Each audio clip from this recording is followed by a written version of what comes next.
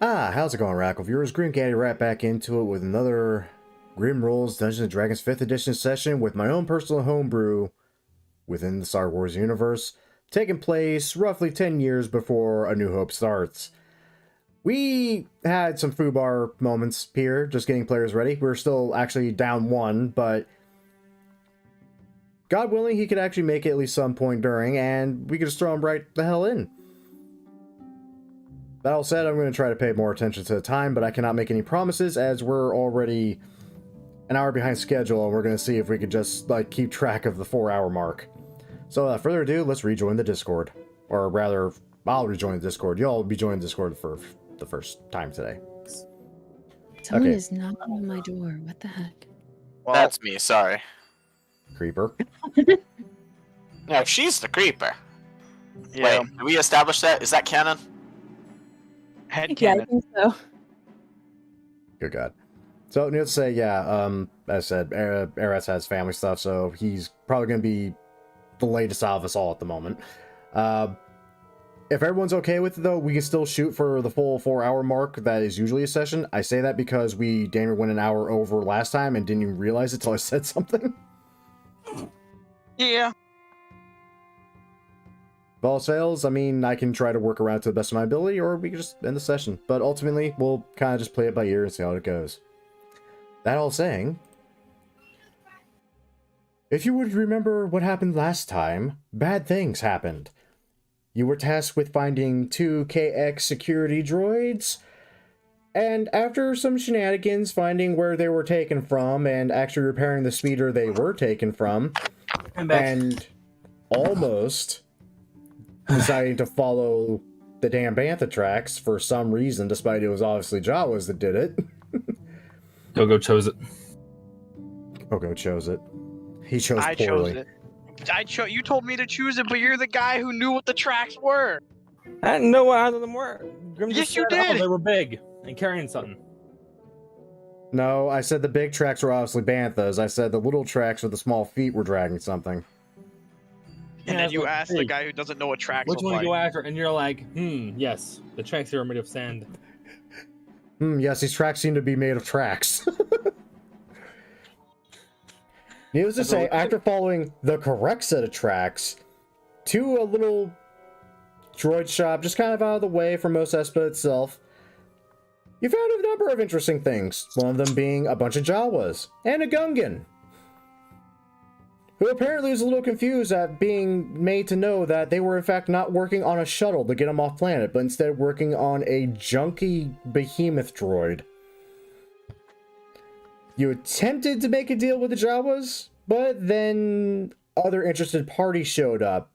The interested parties being IG-88 model bounty hunting droids, who immediately demanded that the droids be released into their care. You attempted to negotiate with them. You don't really negotiate with IG-88 bounty hunting droids, sadly, and immediately tried to shoot one of them, kicking off a very interesting combat where you ended up fighting 2 IG-88 droids, 3 Jawas, and a junk behemoth. And somehow all narrowly survived. Very narrowly. I will never understand.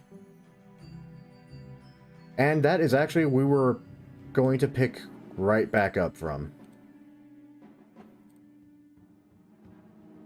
Still in the droid shop, 2 of you unconscious. The 2 droids that are in fact your bounty, just kind of happy just to sit there. Now that one of them has been scared into submission, your new compatriot, if you could use that word, currently just kind of resting on the table, and 2 of your friends out cold for... I gotta roll for that, actually. 23 years. Isn't the rule typically an hour and then they get 1 hit point back? Thank you, Moore. I actually need to be reminded of that because I usually don't do that. So yeah, they're out cold for at least the next hour.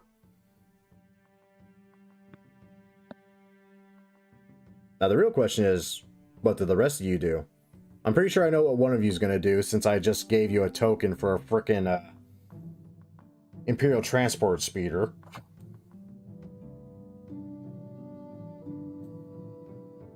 I'm gonna fly all the way back to Mos Espa. I mean, it's going to be a short trip either way, but... That was just for the memes. Anyways.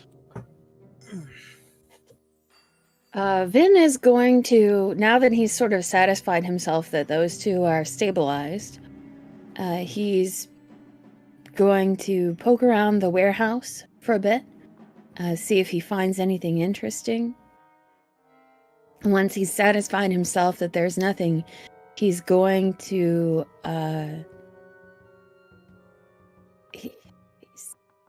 the problem is, I feel like he would probably talk to the Gungan, but for reasons, I don't really want him to do that. I think Gungan's sleeping, isn't he?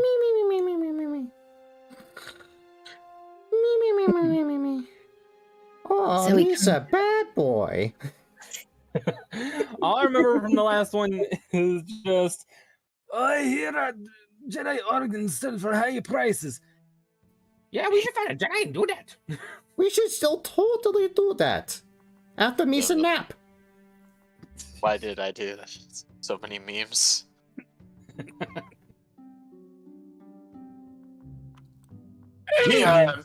Vin, if you don't mind my asking, how long have you traveled with those two, mercenaries? He turns and sort of looks over his shoulder at the other two, looks back to you. About a week, which I'm starting to think is too long. Just a week. Oh. So, were you part of his original crew, or pretty much just got caught up in all of these madness?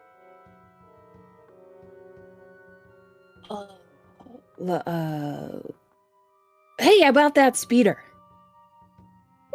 How bad do you think it looks? Can we? And he sort of brushes by you to walk out the front door. Does he seem a little shifty to you? Who are you asking that to? Sorry. Watch what you say to our wonderful benefactors. He directs us towards the droid. As for the speeder, it'll take a bit of work, but thankfully there's a lot of resources here. First order of priority, I think, is, might do to get the, those Imperial logos off. After that, I can work on making sure it actually runs. We can worry about everything else later, but... considering my, quote-unquote expertise in this field, how long would you say that it would take to get this thing functional, at the very least? Ironically, just a little over an hour. Certainly convenient, huh? What can I say? My own skills are unparalleled. You'll be glad that you all brought me on. I'm still wondering if I'm glad to be brought on. So am I, friend. So am I. Anyway, you said that you were a computer expert, right? He nods slightly. After we dealt with your Umbaran friend, did you happen to find anything on that computer, the one he tried to shoot? Not a lot. It looked like he was in the middle of trying to perform some bank heist, but not sure who the client was. Bottom right in the middle of it all, huh? Yes. Seems pretty straight up. Seems pretty convincing. Of course, it's always your your call, your final call as to whether you want to believe him or not, but... What? Never mind. Honestly, I was going to say that, considering your expertise, I was hoping that you could get a little more than that, but we're talking about a famous splicer capable of stealing from the Hutts. You'd have to be, what? Just as, if not more skilled than someone like that? Don't get me wrong, I'm certain you're talented, but, well, if you had the means to rival a splicer capable of performing bank heists, I'm sure you wouldn't be here. He opens his mouth, then stops, and you see another rare smile sort of touch his face. Nothing to do with skill, my friend. First thing any slicer does when they're interrupted in the middle of a slice is torch the evidence. If we'd gotten there a little faster, perhaps, but there wasn't a lot of information left. That said, and he sort of glances around the room again, do I see any kind of terminal that might link to the planetary network? In this room specifically, not really. I mean, you definitely see gauges for what looks like the power generator here, monitor here, but you're pretty sure this is a diagnostic station, a reprogram station here.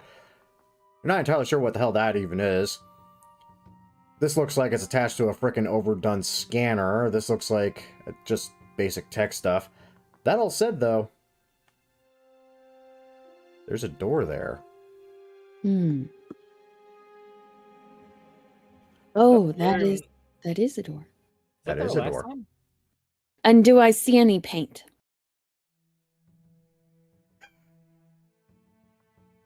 Funny enough that you actually said that.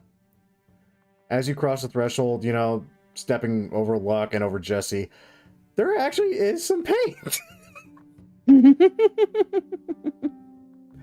That I didn't think anyone was going to ask about. So, Vin is going to grab this paint, sort of interrupting his conversation with the Toydarian. And he's going to lug it over. Even though it's not super huge cans, it looks like it's a little heavy for him. He lugs it over, and probably by this time it becomes obvious what he's thinking as he brings it up to the speeder and starts gauging whether there's enough to cover the whole thing or adjust, let us say, the markings on it permanently.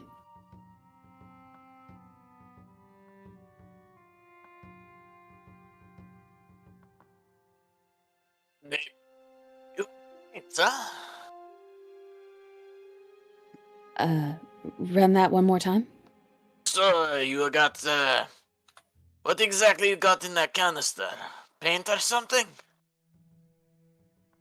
Well, that's what I hope. He opens one can experimentally. Explosion. Then nods. Roll me a deck save. I'm joking. No, it's like a midnight blue coat of paint. Does it look like there's enough to cover the whole speeder, or? I wouldn't say the whole speeder, but definitely enough to at least cover the markings of the Empire from the damn thing. The other paint can, because there are 3 of them, is kind of like a more rusty kind of red. And the other one looks like it was going to be black at one point, didn't quite make it, and it actually is closer to the midnight blue. Okay. So he's going to get started on painting over the markings, and he's going to try and make it symmetrical and make it look sort of natural, as though it's a design for, for cosmetic purposes as opposed to hiding Imperial markings purposes.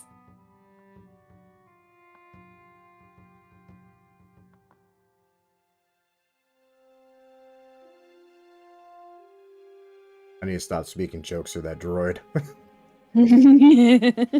That's okay. Only people that actually understand binary understands what the hell he's actually saying. Which I think is a grand total of like one of you. Yeah, I don't think Vin does. I think, yeah. Yeah, fun fact, your little translators that you were quote-unquote gifted don't do binary. Oh, I need to add that to my character sheet.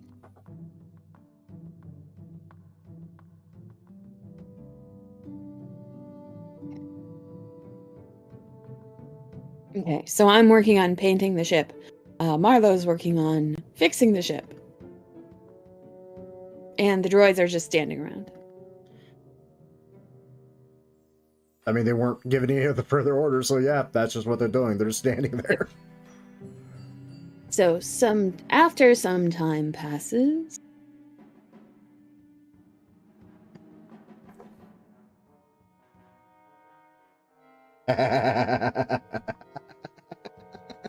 Oh, Grandma Tarkin.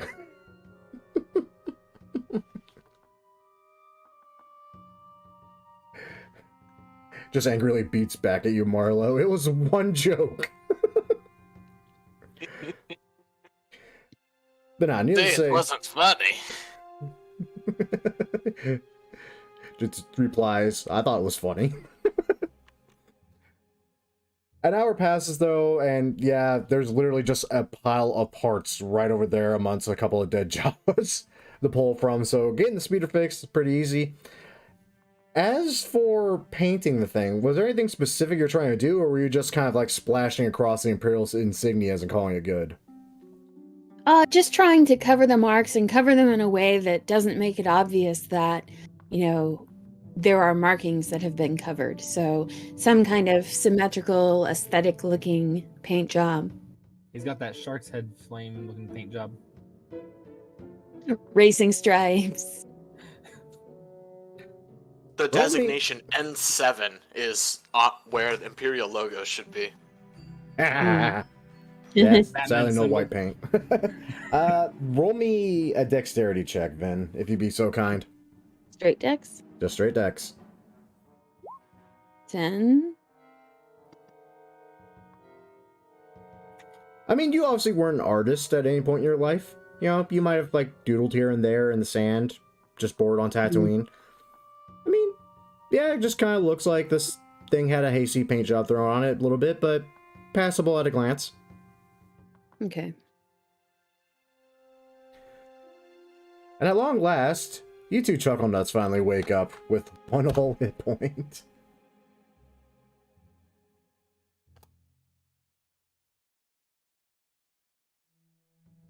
Ah.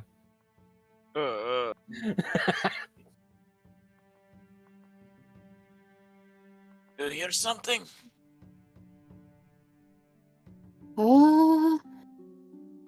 Yes, it's something like that.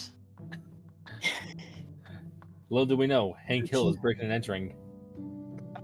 Maybe we should check on the others, though. They seemed stable when we left them, but it's been a little while.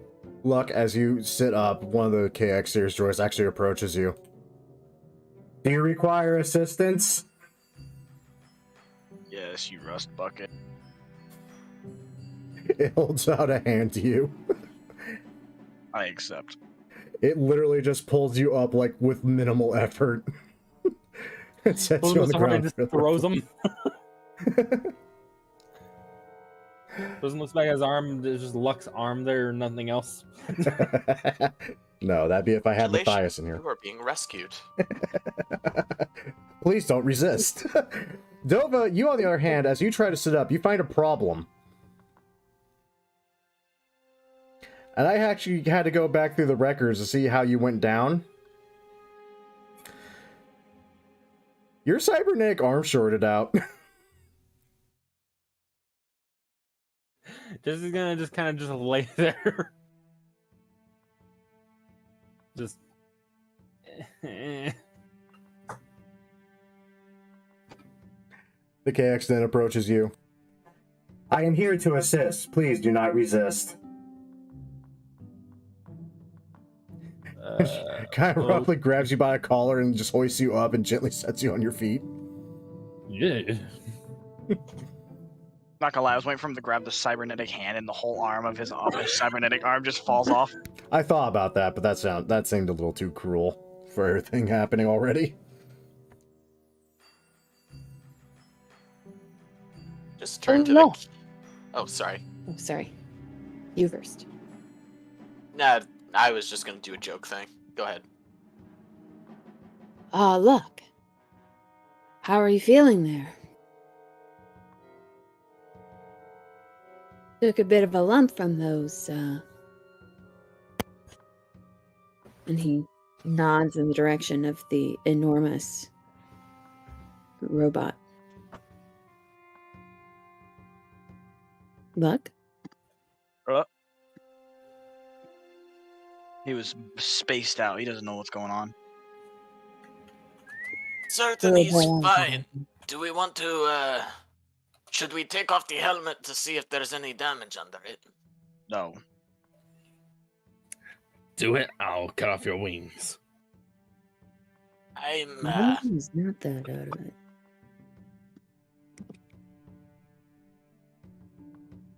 I was dying.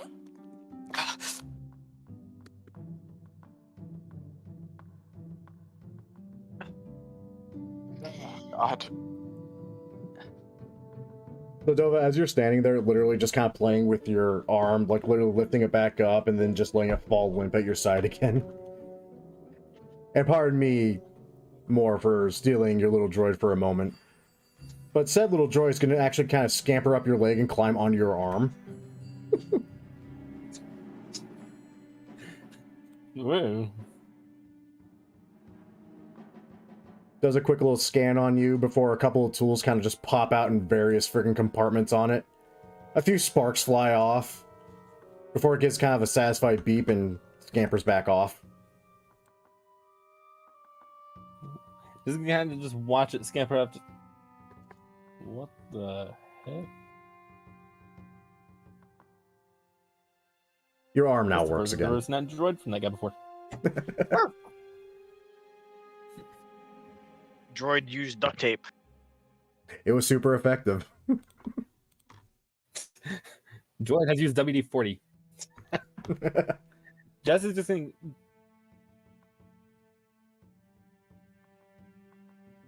It's gonna stretch over there, and it will go straight to this door.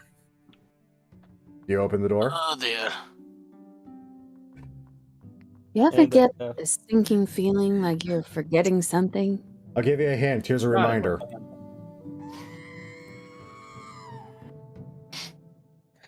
Can I roll to inspect the door? Roll me an investigation check to inspect the door.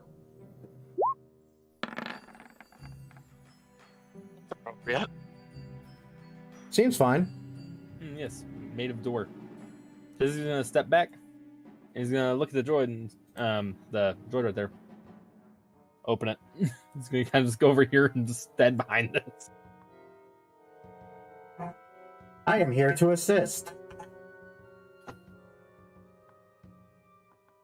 The droid does in fact follow your instructions as you hide behind the console. Marlo's just staring. It's like, are we getting paid to return those things? As it opens the door.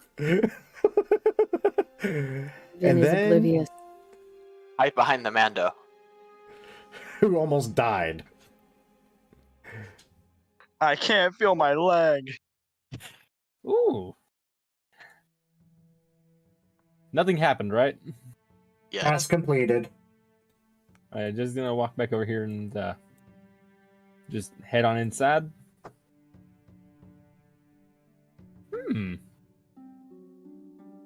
Like, what is he seeing here that's valuable or useful? Roll me an investigation check.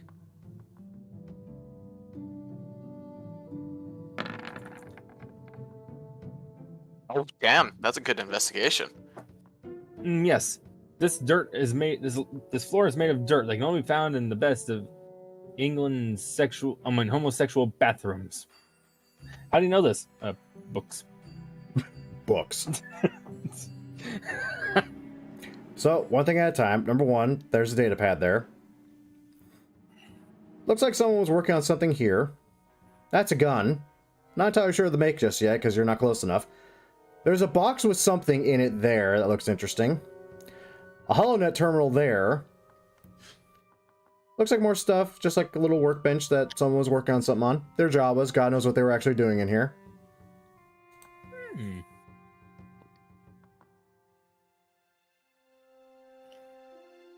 You're just gonna head right over to the data pad, pick it up, and start trying to look through it. So walking past the data pad. Oh. I'm sorry, I immediately forgot that that was the data pad. I thought that was it. No, that's like a little workstation. Okay. Glancing through it, you immediately feel the urge to set it down because the only thing you read, like, I swear to God, every third word is just droids. And you can More still droids? hear those little Jawas shrieking, "More droids! More droids!" Make a sanity roll. Make a roll to not frisbee it through the window. I'm gonna build a window and then frisbee it through it. Build a window, the frisbee, the fucking data pad, sure. Lord almighty. He's gonna go over here and just look around at the table. Well, there's a fancy looking blaster on the table, and at examining the little container and opening it up, you find something very interesting. That I had to find the handout I made for.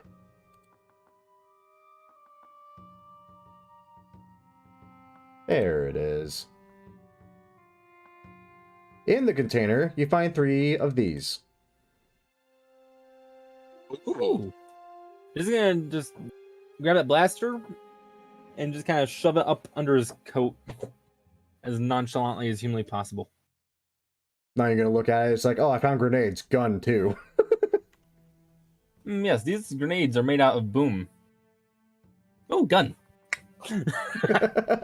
Sorry, 8d6? Yep.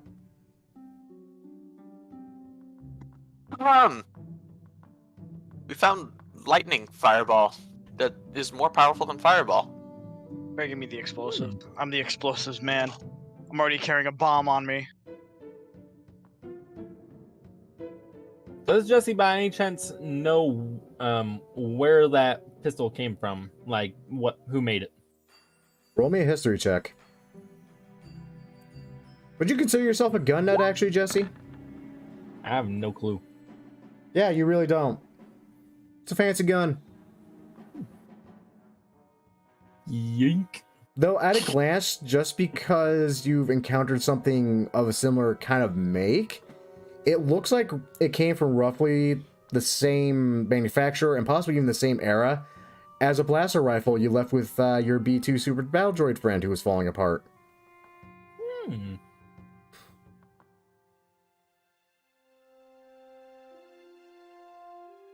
Also, Vin, yeah, you literally step in just to watch Jesse just start pocketing grenades and a gun.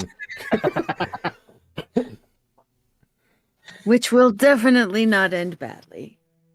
What if I like that one scene from like the last Pirates of the Caribbean movie where they steal the vault, they open it, and he's sitting there looking in it, and Scrum goes over to look inside. Jack just takes out one coin, and just puts it in his pocket. There's nothing. So you turn around to see the Umbaran looking at you with this quizzical expression, like kind of raised eyebrows. Like, Hi. "Hmm? I found a box. You want the box? It's a cool box. Did you pocket some things that you're going to use later to accidentally kill us all?" I don't know if I'm gonna use it to accidentally kill you guys.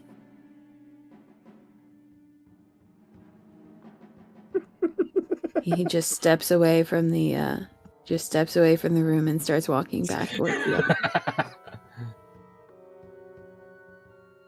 Finn, who at a glance and seeing the most dangerous member of the party pocket actual live explosives, completely ignoring the HoloNet terminal in the corner of the room. Oh, he's not going to touch that when the other party members are watching. Fair. Also sus.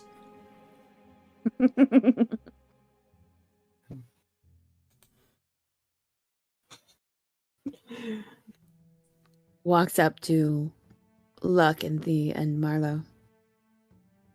We might want to stage a little bit of an intervention, gentlemen. So, Jesse, are you looking at the holo terminal? Yeah? Yeah.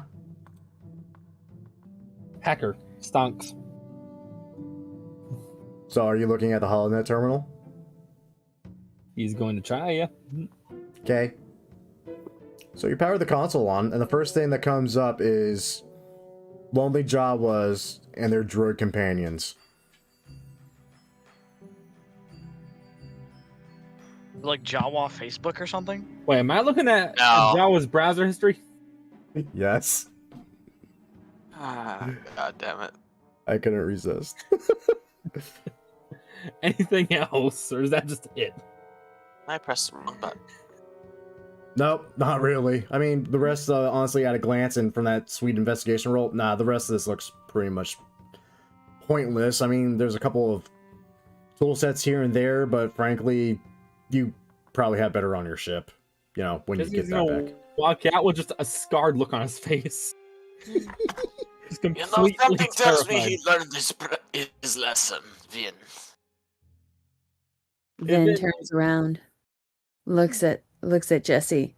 You look like a man who's seen some shit. Have you seen some shit? I saw some really secretive stuff on that holo terminal. You should go check it out. Stuff. What kind of secretive stuff? You'll see. All I know is I don't want to look at it again. Man knows too much, he's liable to get hurt. Is it me or did that not answer Vin anything? does not believe you.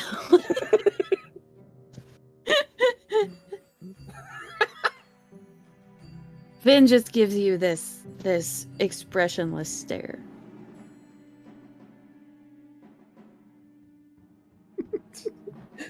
Good.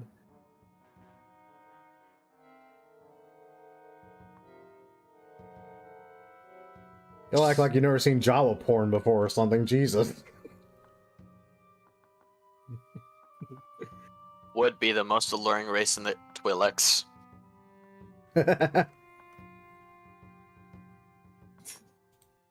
Let's be real here.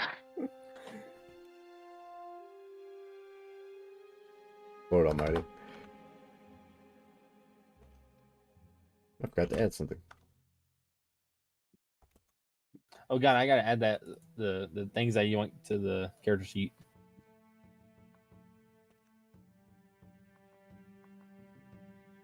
Let's see here. Mental All right, trauma that's- from seeing what Jawas get off to.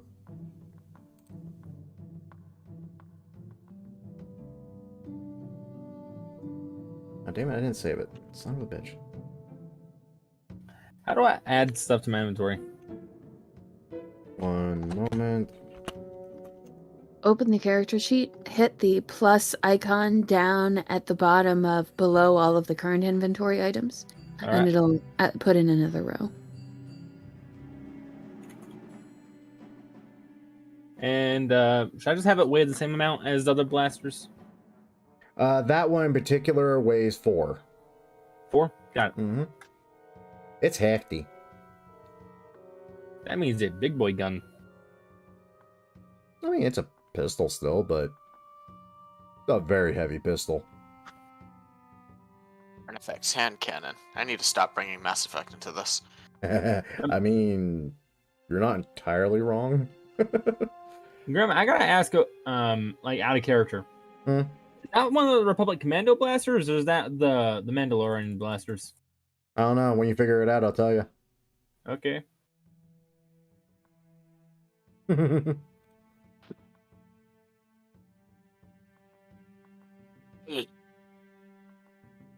So Enjoying Vin, yourselves. I think I'm going to ask this fine little droid to help us. Oh, my voice. Yeah! Dear God, I'm gonna be a smoker at this rate. But anyways, I'll just gesture towards the KX droid. Hey, you! You're going to help me drag the other IG-88s in here. You remember the ones that tried to kill you? Unsuccessfully, yes, I remember. Right, but come on. Honestly, I don't know why Arcade Industries makes you guys so polite. Did they use protocol droids as a model for your design or something? No, in theory they lose to our intimidation factor. When you say you're going to murder someone politely, they tend to pay more attention. I mean, you're not wrong. Huh.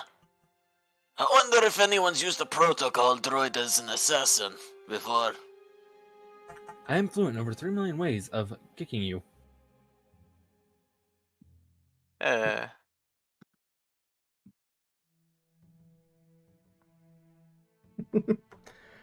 No, you get over here, you little... There you go. So Vin, the office is now free to use. If you can avoid that one terminal and its horrors. So I think Vin wants to begin dissection. Oh God. So Vin sort of watches them go and then strides over to Luck and says, Luck and Jesse, and says, "Don't mean to put too much pressure on, but that guy, I think we should take him with." Talk about the gun again. You also talk about the Gunyan? Why are you talking like that? That's terrifying. Hey, Misa take offense to that. You're just supposed to be asleep. Misa is asleep.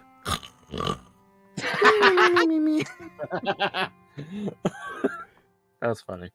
Vin pauses, looks over his shoulder, shakes his head, and looks back at them. I think we ought to bring him along.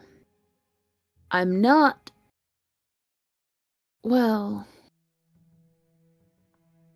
We have some decisions to make, and I don't think we should make them here. One decision we're definitely gonna make is when we're gonna return them droids back to the Empire. Nods slowly. I'd rather just sleep on a bed for the moment. Let's get everything loaded into the speeder, and then we can figure it out. Alright. I'm down for whatever. You think you two can handle the Gungan?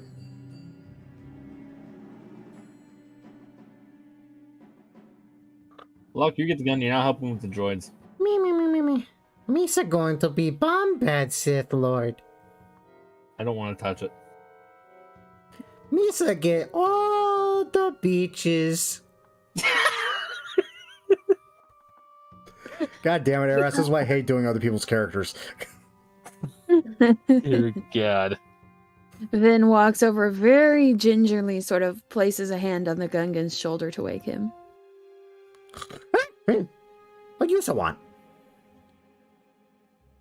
We're going to be heading out soon. You want to come with? No Jawas? Oh, no Jawas, but we do have a shiny ship that is waiting for us that... Misa sold. Shuttle! And he just breaks off in the middle of his sentence as the Gungan leaps to his feet and starts walking towards the speeder. You basically just told him that you have a way off planet. He doesn't care anymore. He's going now. That was easier than I expected. Well, I mean, the guy was also look around. convinced that that was going to be a shuttle, so you're under the impression he's not very bright. Wait. I'll take another last look around and see if there's anything more we should salvage. And he starts walking towards the back room. Alrighty. And the first thing you see as you look over in the direction of the holo terminal disgusts you.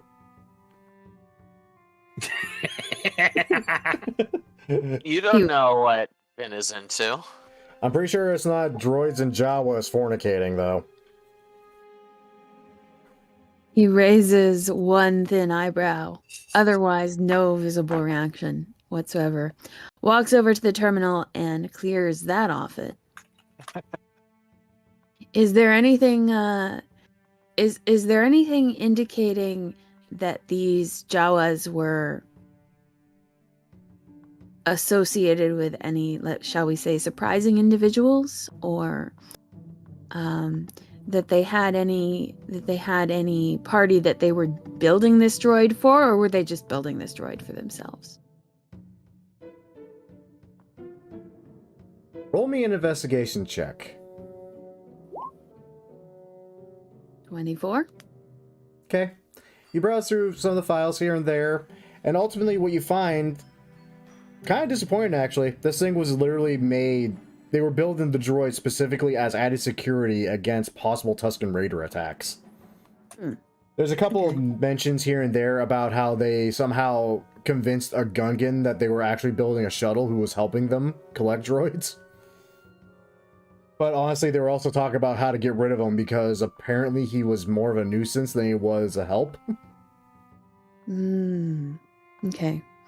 So Vin is going to save a copy of these files in case they end up being something that he wants to show to the Gungan later to convince him that the Jawas were not on his side. Also, Vin, And then... about to say, are you also going to check a few other things? Yeah, so Vin is just going to, after glancing over his shoulder and satisfying himself that no one else is coming, he's going to check on the status of that dummy account that he had set up. So it's weird, because you check the dummy account. At the moment, it's sitting at a solid 5,000. Okay. Which at first is a little disappointing. Then you notice that number is still going up. Interesting. So the program, It's an the open other connection, Umbaran. shit. So No, the it's program the other Umbaran had set up was just sort of was intended to run in perpetuity and siphon stuff off at a constant rate, rather than a one-time sort of transfer. At a glance from your quick little hack of it originally and what it's doing now and what it's added up to, you're actually more so suspecting that... So you know how banks, when they're adding interest into your account, it'll always like round down the number? Yeah. This is taking the fragments of that rounded down number and adding it into whatever account it's specified. Okay. And that number is going up fairly quickly, so it's doing it across lots of accounts. Okay. So satisfied, Vin exits out and removes any traces from the system of access to the account.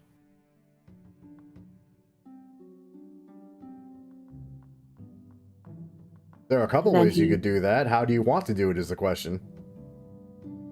He's not going to destroy the hardware if that's what you're wondering. Okay. Make me a quick hacker tool check then. Vin suddenly has a hammer. Hacker tools intelligence? Yep. 19? You feel pretty damn confident that you basically eliminated all possible trace that someone would somehow check this amidst all the Jawa porn of finding any trace that you even touched it. Okay. Satisfied, he reemerges from the room and goes out to check on the others.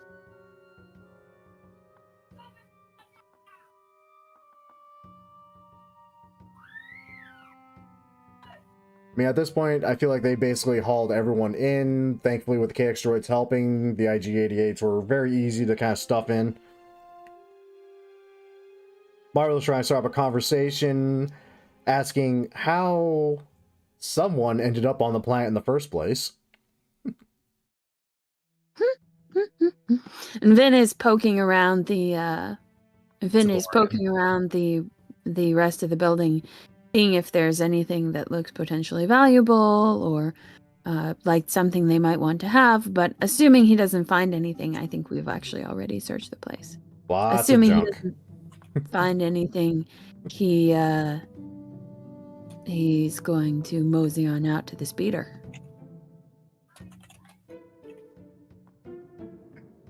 Think we've picked it pretty clean, guys.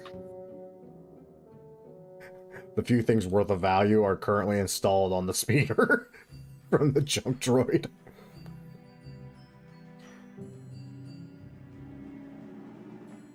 And so you decide to leave the Jawas and their little rifles and their giant pile of smoldering junk droid. Alrighty. And I'm assuming you're just heading back to the cantina? Most likely. If Oh, I no. work on the IG-88s, at least to the point where they're not as beat up. Interesting.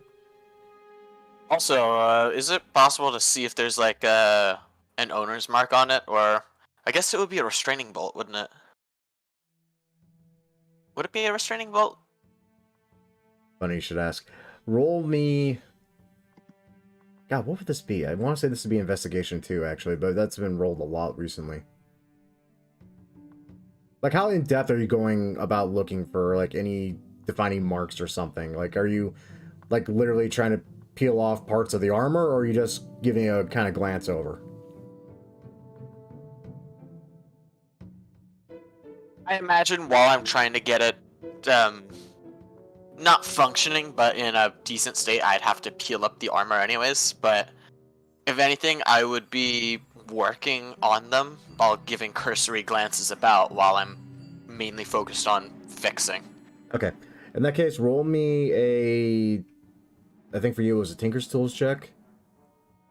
Sure. And an investigation following right after that. Alright. 15 for the Tinker. And 18 for an invest. Alright. So as you peel away bits and pieces of the armor, to the point where you actually find a actual thermal detonator in the chest plate itself, on both of them,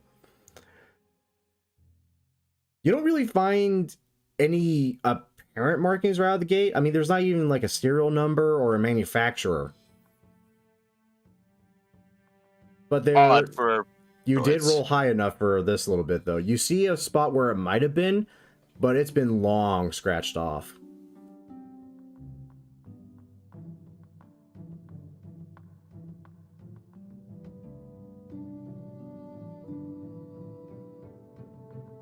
Hello?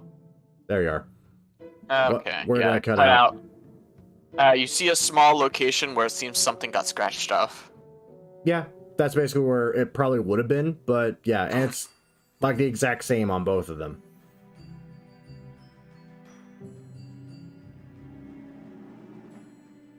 Hey, Vin. How are you with droid programming? It's not my best point, but I can probably make my way around to soup you. What you need? Would it be possible to check the last person who physically accessed their logs? Now that's an interesting challenge. He steps over to look down at the droid appraisingly. Would I know of a way to do that? Like maybe say if it records a visual feed, if to backtrack to before it attacked us, or Yeah, you can certainly see a way you can try. let me try that. Would that be an investigation? No, that'd be a straight up hacker tool check again. Hacker tools. Okay. with multiple varying tiers of DCs that might give you more or less information depending what number you land on. Okay. That's a You 21. landed on the 20. God damn it. Okay. I need to stop doing this like I do on my ninja game. Okay. Too bad I didn't have Marlo assisting me. The max DC I set for this was 20. I kind of wish I made it 25 now, though. So... Half through, so also, sorry. Alright. So, you hook up to the damn thing, you know, just have a handy little data pad constantly, just specifically for these uses.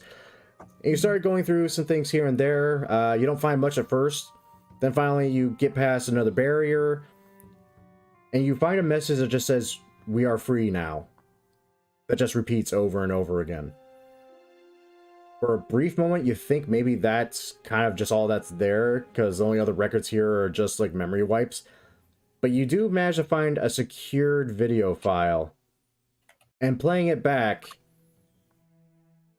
is an interesting experience. I'm going to ask right now, does your datapad have audio by any chance?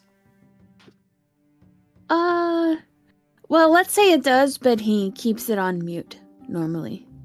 That's probably a good thing, because you're literally watching as through the eyes of this IG-88, as it stands by several other IG-88s, as they are systematically just shooting apart and destroying a manufacturing warehouse. Do I, is there a way I can find out where this manufacturing facility was?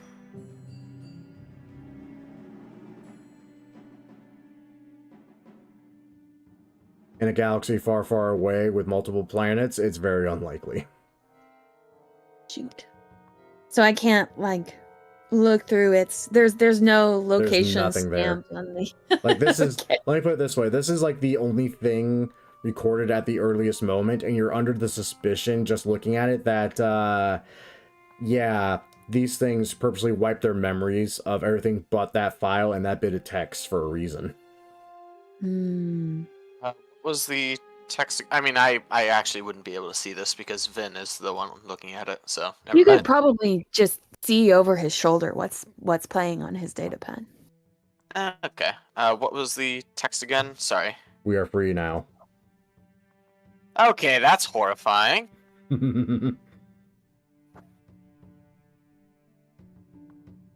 Be happy the audio was muted. Because you would just be hearing everything I just said in very fun detail. Yeah, the audio is muted. My first reaction was, oh god, they're gonna press the audio buttons and go, never gonna give you up, never gonna... Watching with... Why do you think I would be that much of an asshole? Come on. Because... Watching with Vin, I imagine that...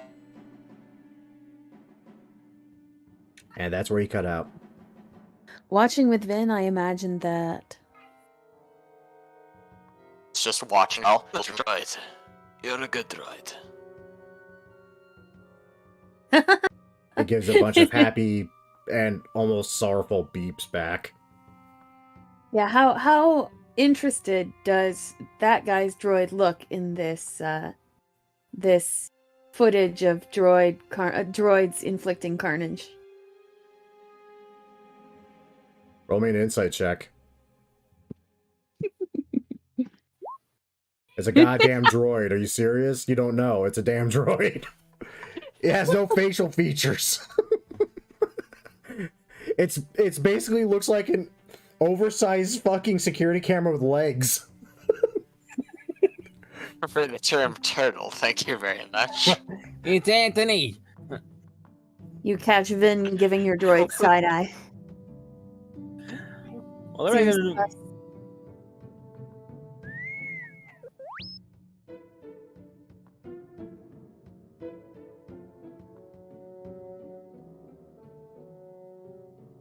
Sorry, you were saying something.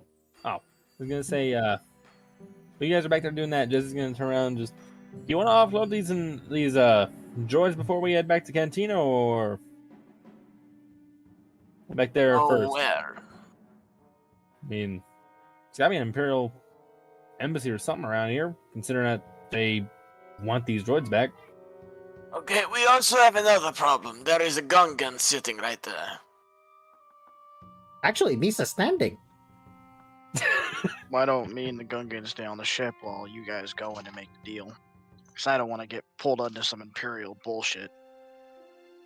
Yeah, the last time we wanted to be sat in that cantina, and that the wired guy come back and think that we're the ones that stole the droids.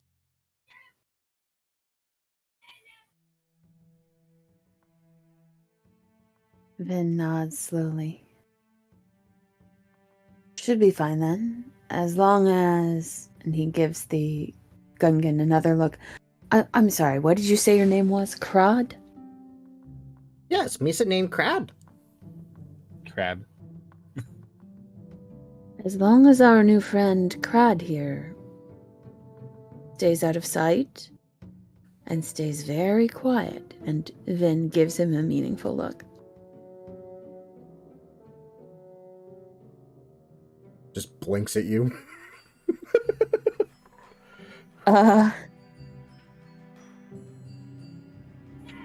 What is he trying to convey? You don't get a response. Identify. Vin looks a little unsettled, but turns back to the group. I mean, you So can roll no an insight check on the Gungan. It has a face. 7. Vin's As you best with computers, really. As you stand there and you try to just gauge this Gungan, you find yourself losing yourself in his eyes. You feel a chill crawl up your spine, as in your mind you can just hear laughter. And then it's No gone. one's ever really gone.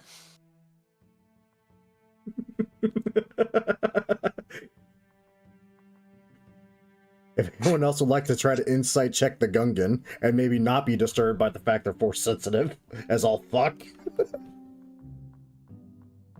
Marlo Watt is just under the assumption that Gungans don't have a word in their language for quiet. Just gonna just turn around and. Alright, so we're going to drop off these droids? May as well. I'll just take a look at, Vin. Out of curiosity, once we get in the range, are you able to access the security cameras and make sure that no eyes person isn't there? I have a bad feeling Question. about him. Yeah, you're not the only one, friend. Do I have a sense that that would be something possible? I mean, so in general, I would assume that from outside their network, we would have a hard time doing that, but we have access to an Imperial speeder, so it may be possible for us to, say, join their network wirelessly in a way that normally one wouldn't. I'll do you one better. Roll me a history check. My internet. Oh, there we go. History check? Mhm. Okay. 17? There are no freaking cameras at the cantina. Oh, I thought we were going to some Imperial place to drop off the droids, no? That's what I thought too. The heck? Okay. As soon as someone tells me where that is, by all means. Ah. I guess we're on Cantina then. To the cantina. Da-da-da-da-da. Specifically, Blind Sephiroth said to notify your nearest Empire security personnel, I believe it was. Your nearest Empire official, yes. Hmm. So basically he's telling you, find a stormtrooper. Speaking Maybe look of... for someone official, not a stormtrooper. That's about as close as you're going to get half time. Or, you know, you could just have the very awesome luck of, you know, seeing all this happen.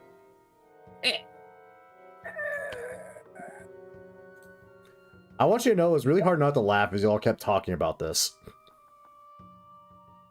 It's a Talking Gungan. about... Also, let's turn around. So as you guys pull up to the cantina, it's very hard to miss the fucking ATST just sitting there. The three stormtroopers surrounding a Gungan, oddly enough, an actual Imperial officer that looks like you can't hear anything, but you're pretty sure he's berating everybody just because he's a dick.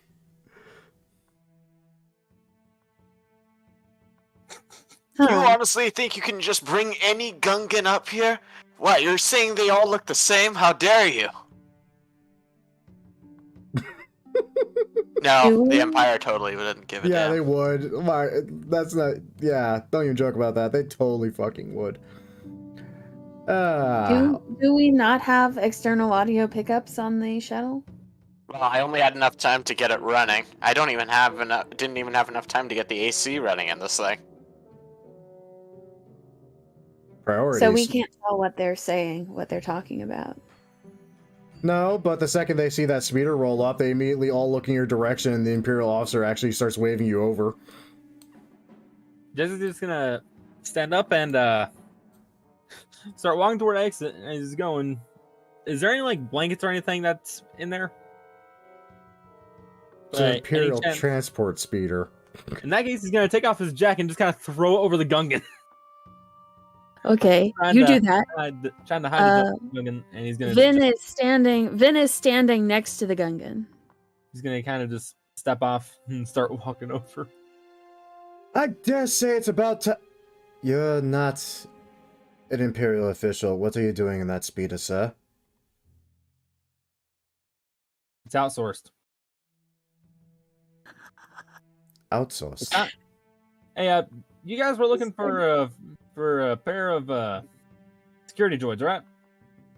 Kind of quirks up brows. You, yes.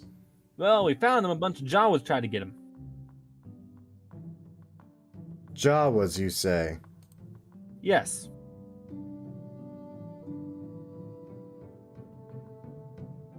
Did they also happen to be in possession of an Imperial transport speeder that said security droids were originally part of?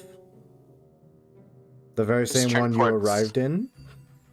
I turns towards Luck, not able to hear any of this. How do you think he's doing?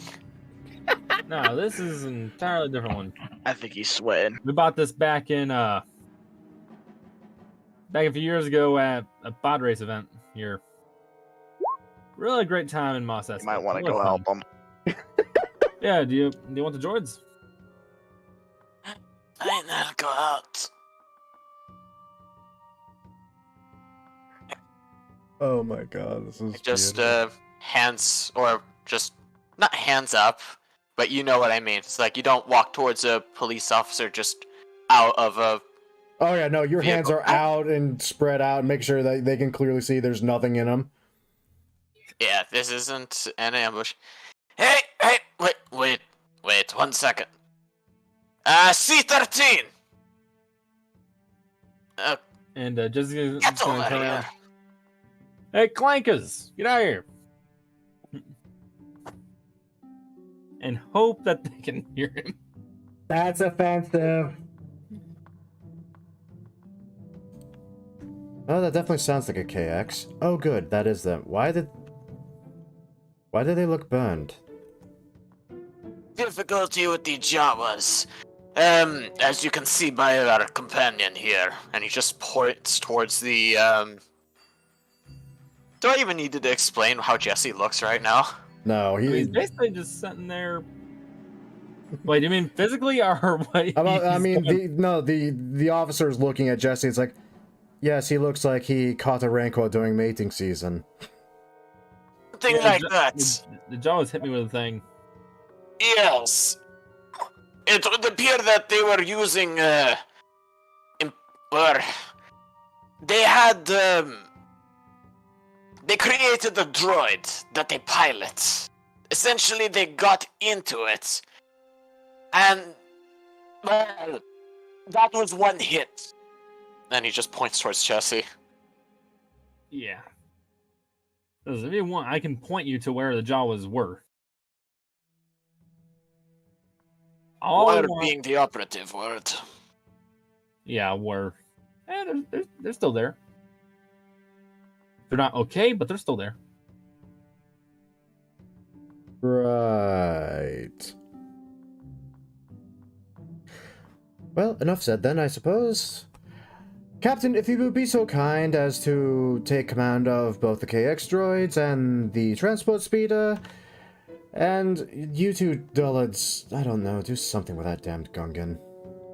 But these are doing nothing! And gag him, for God's sake. I don't know why they want him, of all people. He's a damned Gungan. I think they're all strange. If I might inquire, why are you after the speeder? Well, because it's obviously Imperial property. Why wouldn't we want it back? It's not Imperial property.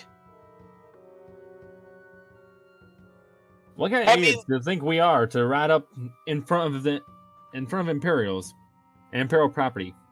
Can I roll to see if I'm by chance? Okay, you know what? Certainly, I mean no offense, officer. What is your name, officer?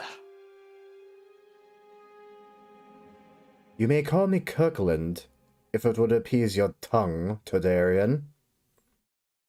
Officer Kirkland. Does he buy in bulk? Well, if he does, he certainly fucking brought the bulk with the ATST. That said, Jesse, roll me a deception check with advantage because Marlo is, in fact, helping you in this wonderful lie. And we'll just see what happens from there. That's a good lie. That's a damn good lie. Let's see what he gets. I gotta find his goddamn sheet. I didn't even think I was gonna use it. Where the hell? There's my Imperial officer. Let's see here. Oh, that's not very good. He's actually here. I'm gonna roll in public since people like to question my rolls. I'm sorry, Master GM. I'm never calling you Master again. Fuck that. Yeah, don't do that ever again. That's creepy. So, needless to say, as you can all see, Imperial officer just slowly nods his head.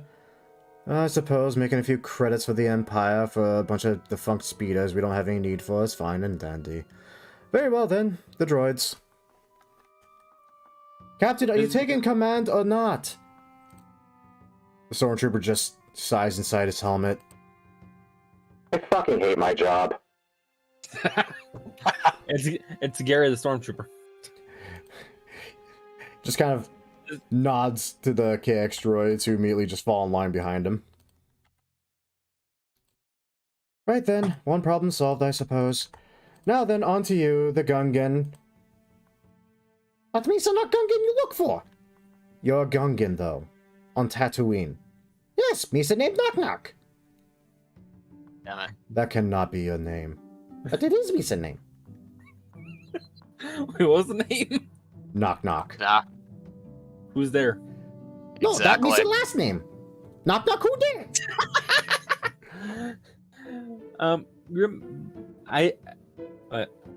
Let's see, like, what was the reward for the droids? I don't know. Do you ask him? I don't remember what it was. I'm sure they said it a while ago, didn't they? Probably. The way I see it, though, if you don't remember, your character probably doesn't.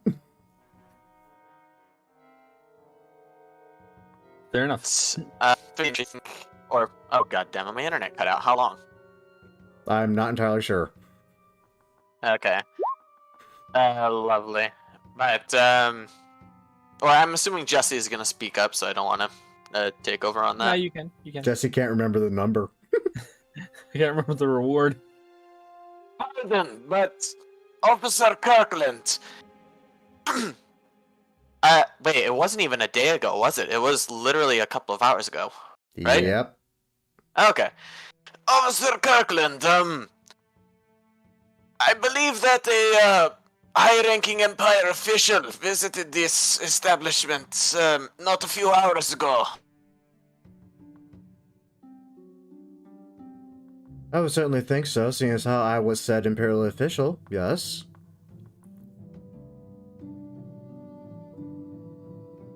No, he had no eyes. Oh, right, that man.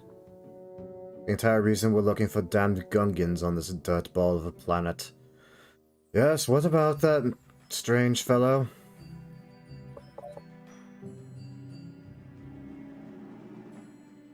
Well, And I think more cut out again.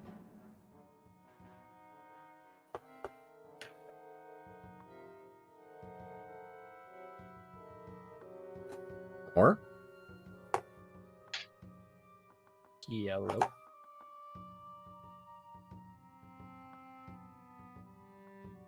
More. hello? Hello? Hello. Yeah, and blue screen. HC mismatch index. That's usually a hardware thing. Yep. I'm gonna get it sent over to a tech place soon. Anyways, I don't know how much I said, but TLDR, Blind Sephiroth visited this place earlier. I promised a reward, and yada yada yada. You know, I'm kind of You better. Okay, owe us good. My money. computer. Okay, good.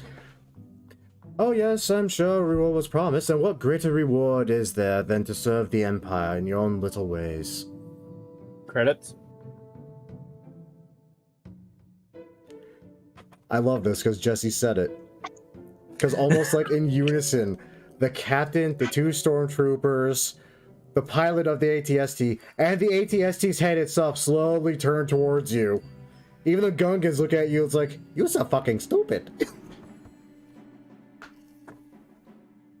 Allow me to intercede here. Specifically, it means, but in addition to assisting Anthem, let us say, fruitful line of assistance.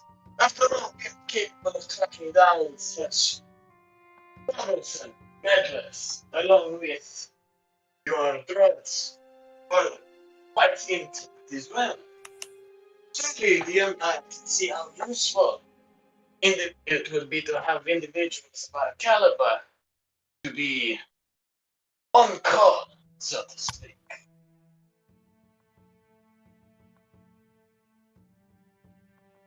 Right, and what would the Empire have of bounty hunters? And he just slowly raises a thumb to the ATST. I mean, surely there's gotta be some people that you're after. I mean, you said you're looking after a Gungan. Slowly lowers the thumb to the Gungan behind him. Yeah, there everyone is. My computer just booted up and it kicked me off of my phone. That's funny. I'm just having all sorts of communication trouble today. Apparently. But, yeah, he's basically not going for it. Yeah. And he's pretty ballsy and confident and has a right to do so, as that is literally an ATST standing behind him.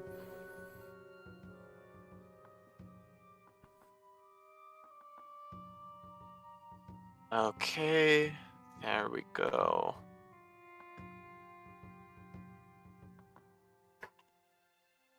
Okay, I think everything is back up to speed. And hopefully nothing breaks. Can you all still hear me? Yes. Yes. Fucking lovely. Let's see how long that lasts. Tell you next blue screen. That's it.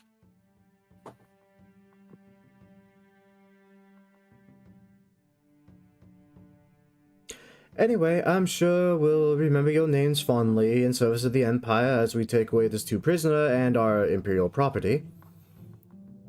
Now, if you could kindly go literally anywhere else. Fair enough, Officer Kirkland. Yes, that's my name. Don't wear it out or I'll have to execute you.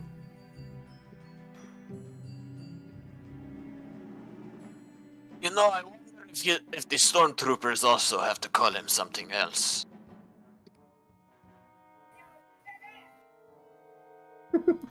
Business is gonna just go back into the speeder. Well, And while it's a little slow going, as they're literally all but dragging that poor Gungan, they do eventually start making their way down the street. well, They refuse to pay us. What? I mean, what do you He expect me to runs do? to the he runs to the shuttle entry, horrified. I expect there was something there with the walker looking down at me. I couldn't exactly do anything. Used to pay us. He I comes hear you back there. and sits on the floor, looking dejected.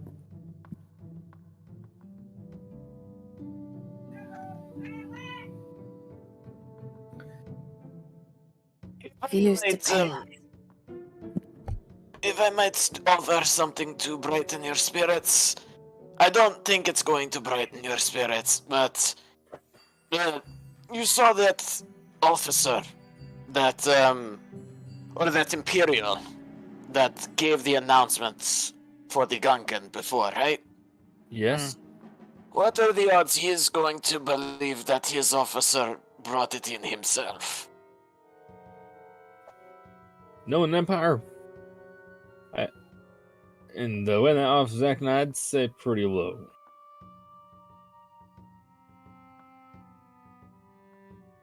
Vin nods slowly. Meaning But how that does he that might help come after us. And either, well, I'm hoping he doesn't come specifically to meet the individuals who actually were able to bring in the two K2S or KX series droids. But it's possible. I think we would rather not be here when that happens. Agreed. At least we still have the shuttle, so that's something. Yeah, they're gonna keep that for us. So Vin perks up Yeah. a bit. We have these. Sort of walks over to the bounty droids, nudges one with his foot. Might be able to sell them off for scrap. And then he catches sight of the Troidarian looking at him. Sell one off for scrap. what are the odds that? But, Shirley, let me check something real quick. Excuse me. What are the odds that Waddle will pay us a good price for them? That might work. That's enough cash for us in our pockets. Marlo, as you step into the cantina, a couple of things that you note. Number one, it's unusually empty in here. In fact, there's literally only 2 living creatures at the bar. And yes, there is yet another IG-88. One of these is not living. No, I didn't count Lloyd because he's not a patron. Wow. He owns the place. As I see the IG-88, I'm just like, All of its eyes slowly just turn around about its head and stare at you for a moment. I'm not even gonna try to roll inside against a droid, but I'll just look towards Lloyd. Good news, Lloyd. Hello, by the way. The Empire is off your front door, so there's that. Oh, good. Because I have such roaring business when they're here. It's fantastic. Well, I just needed to verify that everything was alive in here. So I'm going to give that news to my companions. You could say that I lost the coin toss. Well, at least you weren't the one that had to talk to them. I kind of did. It was not pleasant. It never is.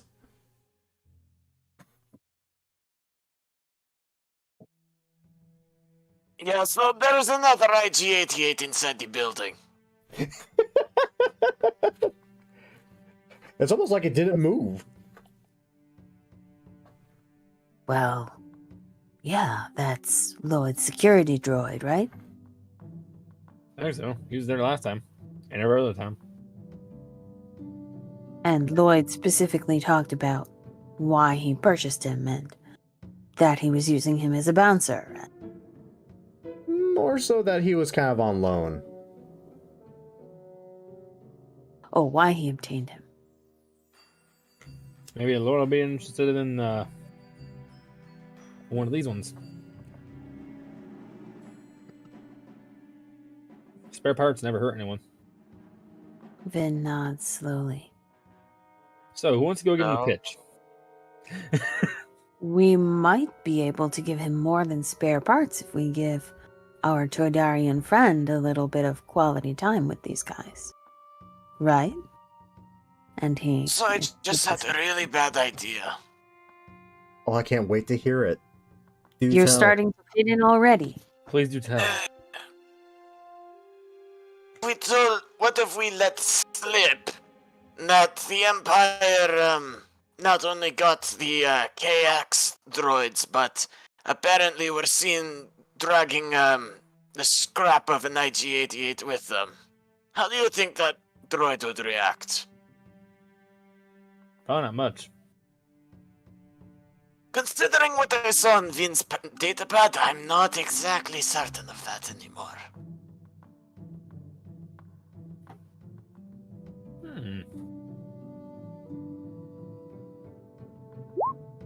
Allow me to tell you, out of character, this is a fucking horrible idea. Please stop. Vin looks at You the know eye. it's bad whenever he has to tell us. Out of character, please stop me from doing this. Don't these things have... Well, pause. Out of character question for the GM. Would I know about the self-destruct ability? Offhand? History check? Yeah, roll me a history check. You've been on Tatooine long We enough. You spoke about probably... it. 18? Yeah, but I want to see if... Yeah, no. Vin specifically has heard rumors of some IG bounty hunting droids that when they look like they're about to fail their mission horribly, they detonated. Fun Don't fact, these things have you also some heard that kind- when someone attempts to hack the damn thing, they usually detonate anyway, too. And you Don't suddenly feel these a things chill up have your spine. some kind of a detonator on board? Well, what happens if we revive him and the first thing he does is just self-destruct?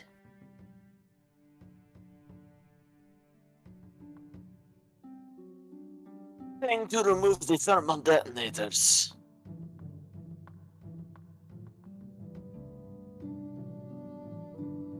Oh no. Can you do Internet? that? Can you do that? That depends, DM. Considering I literally ripped one apart and started fixing it to make it look more serviceable, how difficult is it to remove that thermal detonator? Roll me an investigation check.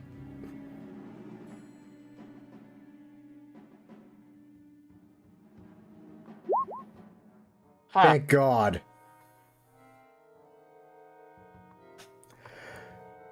If you had rolled anything below 15, you would not have liked the answer. And you probably would have died. Okay. Yeah.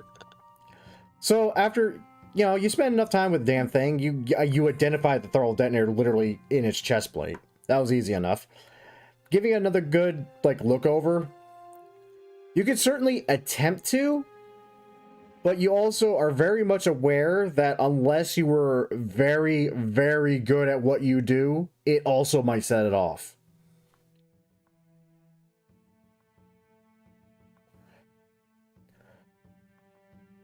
Can remove it. It's a possibility. It's also a possibility that it might explode in the attempt. But I am okay. I lost my voice.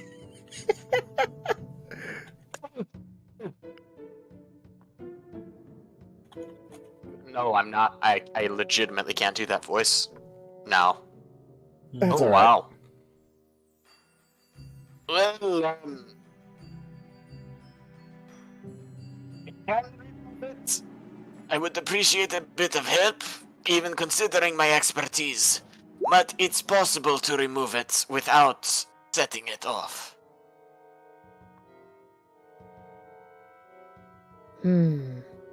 Possible to remove it and possible to immolate ourselves. Well,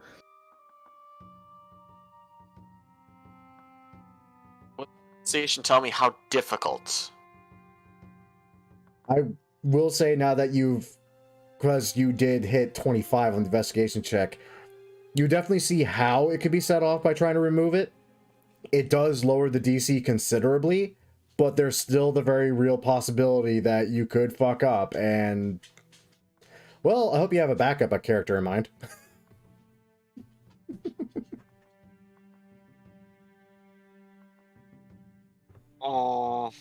maybe we should ask Watto first. Get a sense for the difference in market value. Yeah, see about that. Look, he makes his business selling droids, and don't get me wrong, as Toydarians go, he's an alright customer, but I don't know if I hate him enough that I would blow him up.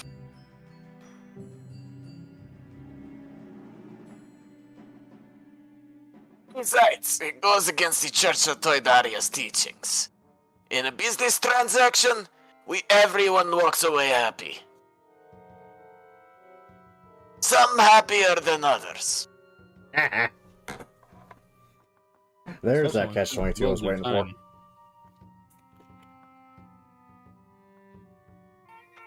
Vin grimaces and gets to his feet. Well, it looks like the captain has parked the speeder here, so... You just hear Jesse from outside just, no, I just don't trust people with bombs. I learned firsthand. I don't even trust myself with them. Did someone say bomb?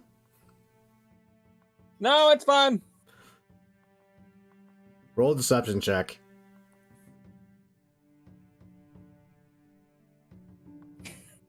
Dear God, what have I done? What have I done? Fine, don't worry about it. Okay. Just saying, you said bomb. Have and a the drink Empire ready was when I come literally in. just here. Have a drink ready when I come in. Will do. Okay. I'll put it on your tab.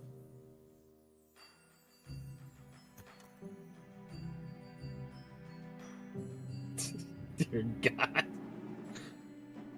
Vin sighs and walks over to the pilot's console. Starts flipping switches.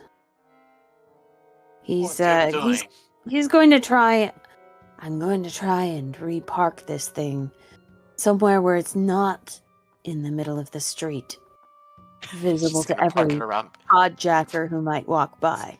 It's a forbidden parking spot. Hey, Graham, I got a question. Shoot. Would I be able to help knowing that I've been with Jesse for a while and that he also has an actual ship?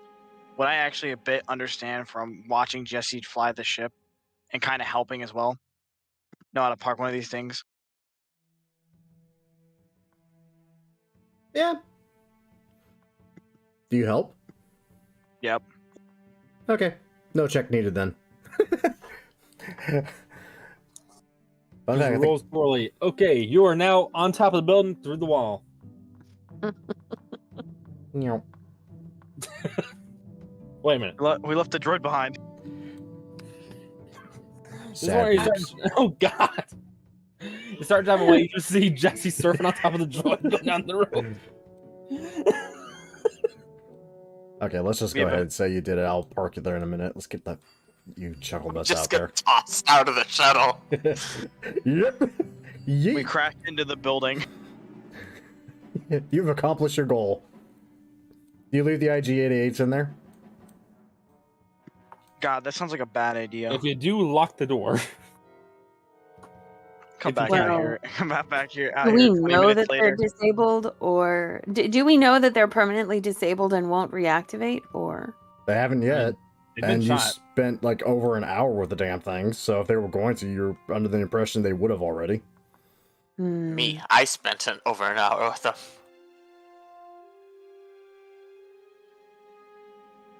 Okay. Yeah. We'll, Vin will lock up the shuttle, the speeder, something fierce. He's actually going to spend a bit of time on this to also try and set up an alert so that if the doors are opened, he will get a notification to his datapad. Basically a car alarm. Well, a silent car alarm. Only an intelligence check. And then straight intelligence. Straight intelligence. 13. Could be better. Can't quite get one that will actually send to your datapad, but did find the option for a very loud and audible alarm to go off if someone starts dicking with a thing that's not one of you. Question: Better than nothing. Will it go through a stone wall? Is that stone? Basically, yes, but we're not answering that question today. Because we already asked that question when it came to opening a simple door. Yes.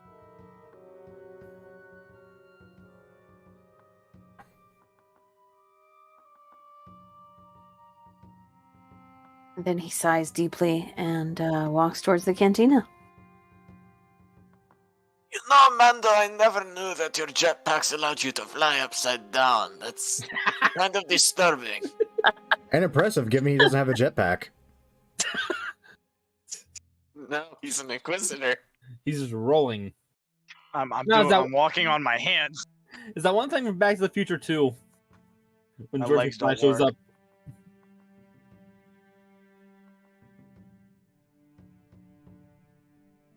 Oh, hello! Oh, dear sweet lord, it's a Gungan. Don't question it. I'm not even questioning it. Vin holds Your a finger. brain will hurt. Vin holds a finger to his lips in the universal shush motion.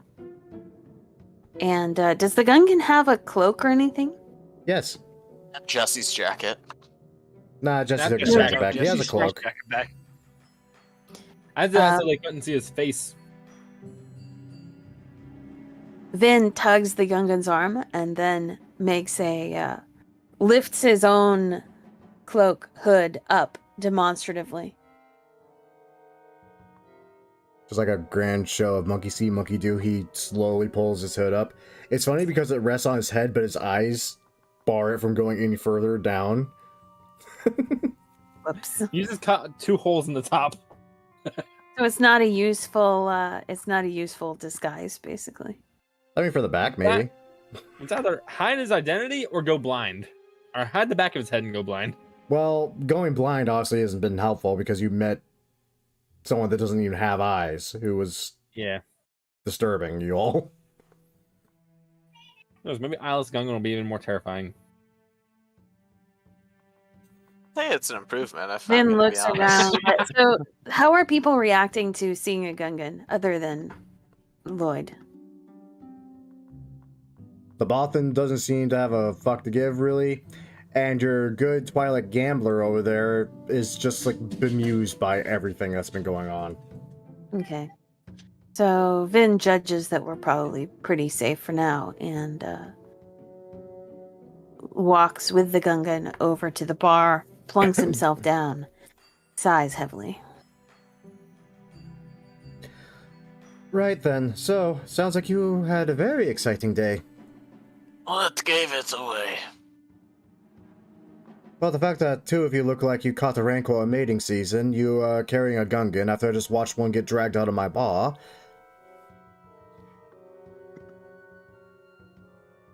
And that was all after IG-88 there was freaking out briefly about something. I'm not sure what it was, though. He kind of just has gone quiet since.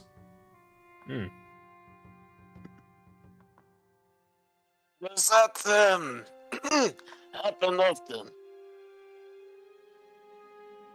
Well, there was this one time where I heard an explosion he did it.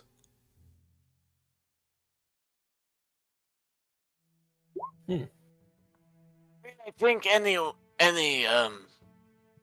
person or droid would react in a similar fashion. If you like, though, I can have D13 here. He can take a look at your companion. For a price, of course. I feel like that's a bad idea. I just look towards the IG-88. You know what? I'm tempted to agree with you. What do you think, C-13? It just beeps at you, and it's actually actively shivering on the bar top.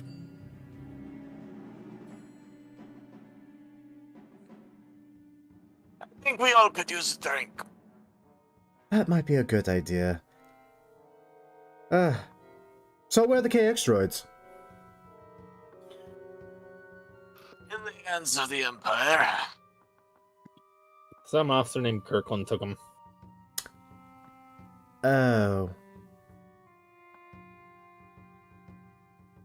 Well, at least they'll cut us to pay you the full amount, right?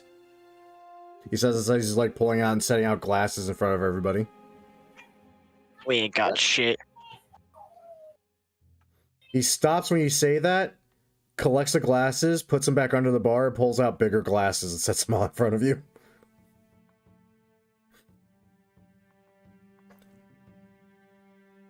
I'm surprised that they left us with anything. Hey, Jack, I think it's not... here, too. Yeah. That speeder that we always had, right, Lloyd? Yes, the speeder we always had. Yeah, just looks at Lloyd, nodding like he's trying to get him to go along with it. He just slowly blinks at you and tilts his head. What How often do you think with your heads? How often do you think I leave my bar? Honestly. I don't see it, therefore it doesn't exist to me. That's my rule. Is there even a way out from behind that bar? I mean, I've never seen you outside of this part of it. I've no reason to Definitely leave breakfast half the over time heat. unless I'm going to sleep. I own the damn place. Speaking of, there was an interested party here earlier when you were off, apparently exemplifying the glory of the Empire, asking about you, and he points to Jesse. What exactly they're asking about? I don't speak Gamorrean too well, so you have to pardon me if I butcher the entire quote, but basically he wanted to be let known the next time I saw you. Are you gonna tell him?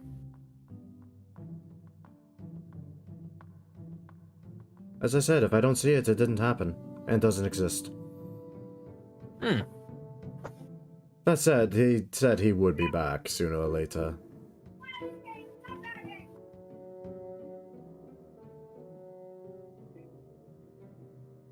They look like they worked for a particular crime lord, or just showing up and asking. They didn't specify, strangely enough, but then again, they don't tend to. But this one actually has been in here before, Droberg Blurk. And yes, he does work for a very particular Hutt crime lord that happens to take residence here on Tatooine.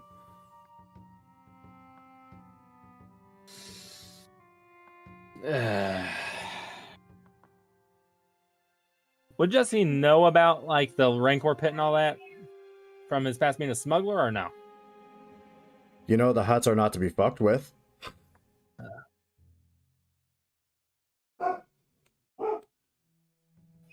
Because they're fucking Hutts.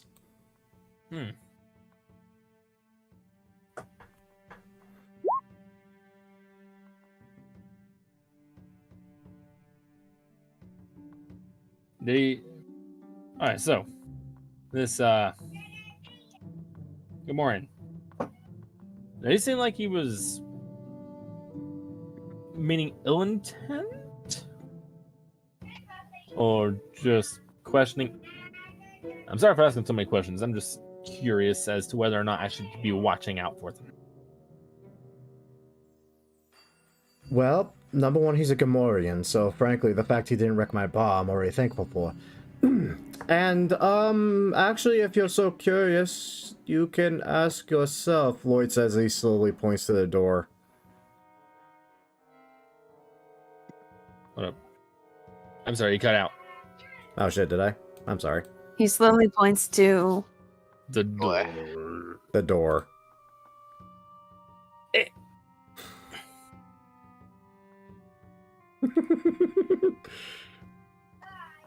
Vin freezes, acting casual. Lloyd, you better hurry up and give me that drink.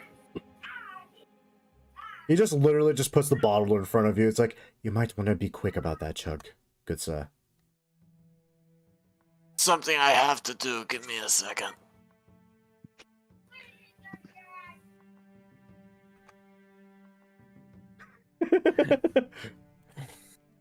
When I get over here, can I just roll stealth? There's gonna be leaving to be like, what the heck are you doing? You can.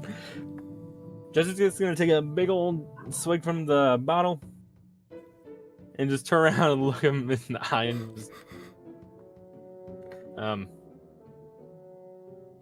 have a question. Do most Gamorreans speak Huttese?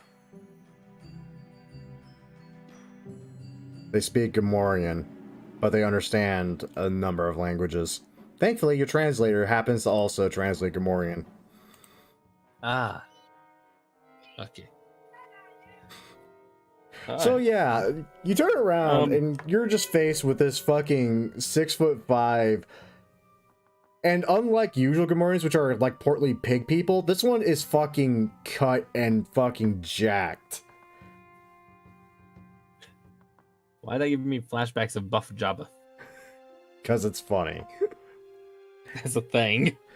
And though it's really hard to tell between the tusks and the snout, he's grinning at you.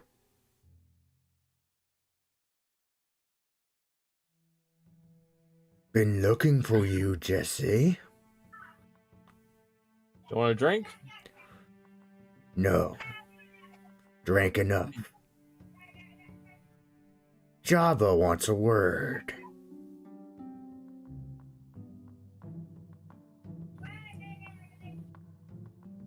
I swear, I'm working on getting the money for Jabba. Whatever money I owe. That's nice. That's Can I take the drink nice. from me? I think he wants to hear it from you. Is he here or are we going to him? He laughs and puts a very firm hand on your shoulder. And you're experiencing for the second time as someone far larger than you picks you up. Ah!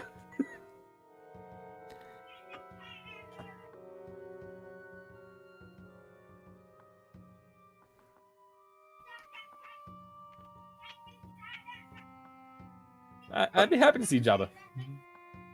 I thought you might be. Can I take the bottle with me, though? No. Please? He very casually reaches over, grasps the bottle, and in one free hand, crushes it. Ah. No. Okay, then. It's okay, Jesse. Your friends can come too.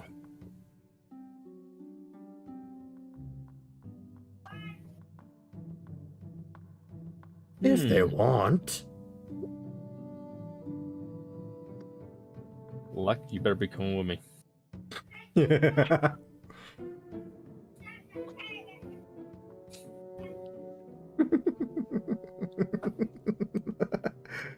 Oh, this is good. They just left one.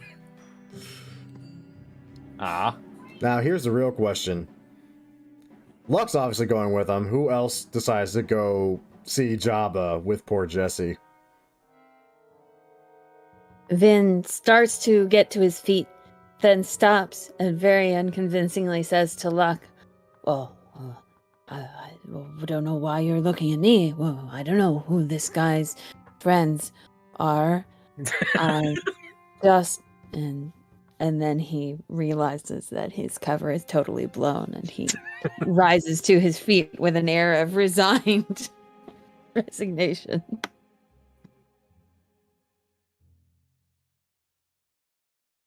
I didn't tell us you And had then so he many looks over at friends, the Jesse. gunman. Oh, sorry. That's all right. Oh, the Gungan's just sitting and there then- and doing what he's told. Yeah, so he looks over at the Gungan and walks over to him and says, friend, we have to go see Hutt about a ship. I think under the circumstances, probably safest for you to stay with the speeder and watch the droids. How do you feel about that? One condition, though. Don't touch anything. Jar Jar. Jar Jar.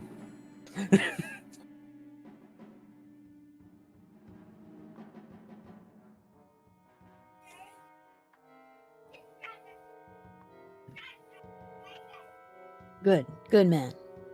Is Jesse still And being he held claps up, him or on the is shoulder. Jesse still being held up, or did they put him back on the ground yet? No, you're still being held up. Is he like held over the shoulder? No, he's literally held like by the scruff of his collar. Like a cat. Like a cat. Dear God.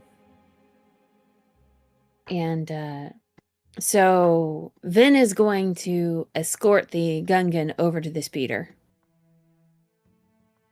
And then he's going to lock him inside. And in fact, if there's a smaller place within the speeder that he can lock him, Broom closet. he will pretty much lock him in there.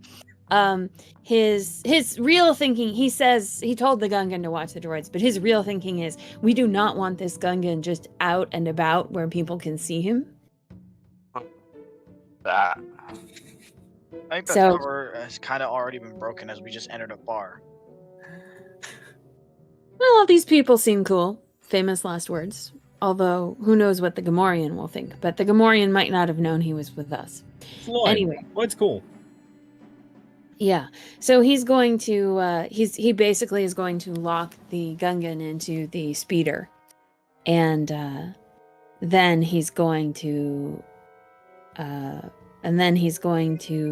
get out thinking that he's following the others on foot. so, Grim, Yeah, Marlo, I what know are you you've been doing? reading. And I assume you know what I'm wanting to do. Something absurdly stupid that involves an explosive. Oh no. So, Oh no. about collecting a thermal detonator for later use. How long would that take again? Depends. Are you looking for a surefire way to get it out of that thing, or are you trying to be fast and risk it? Just use a spoon, just got it. How much time would I have before everyone walked out the door? Because Well, you made a pretty mad dash the moment the Gamorrean stepped up to it. You would have a couple of minutes.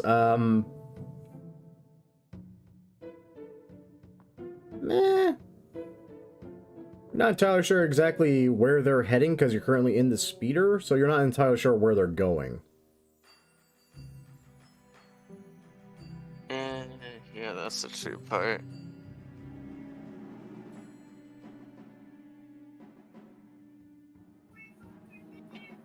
Okay. Plan B. If I knew that was going to take a long time, hypothetically, how difficult, one, is it to make a homing beacon? Or at least prepare one, or TLDR, how hard would it be for my droid to find me again, if it needed to? Not very hard. Wouldn't be the first time I had to do it too. Yep. 2. Is the droid capable of piloting the shuttle? Oh no. You have Vin. Capable is a stretch, but it's probable. Yeah, with Gungan, they'll probably just dumb luck their way to it.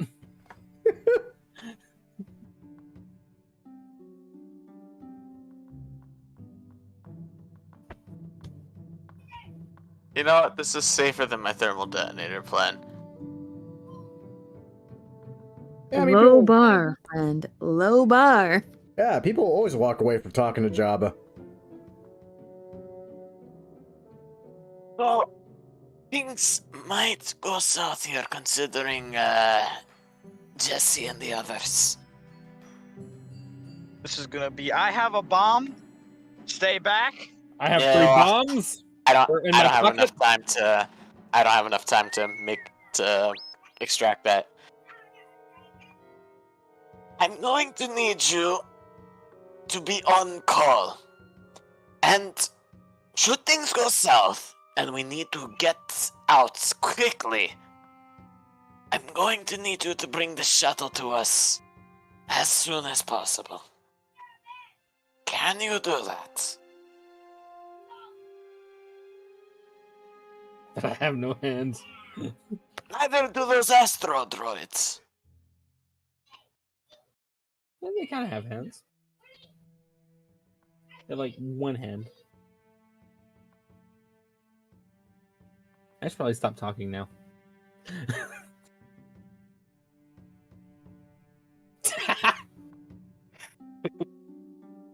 Completely overrated. Like, their weakness is stairs if they don't have their thrusters active. But anyways, can you do this? It kind of just gives you essentially what would be equivalent to a shrug and a very pitiful attempt at a salute.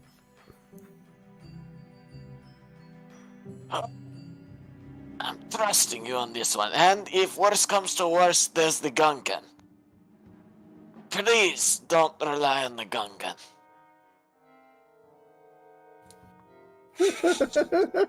I leave the droid in there, and as the doors close, we're all going to die. Rancor I pit love opens. how Just your worst case scenario is literally just another worst case scenario.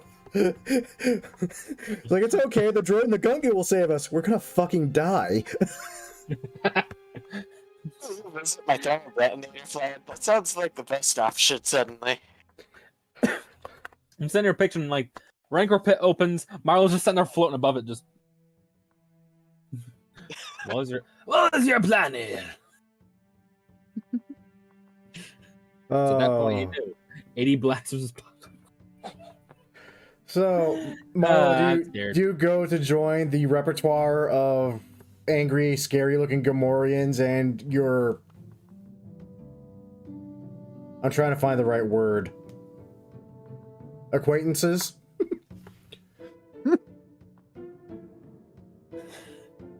Steadily declining prospects is the more accurate term. The thing that worries me the most is me and Luck both only have 1 hit point.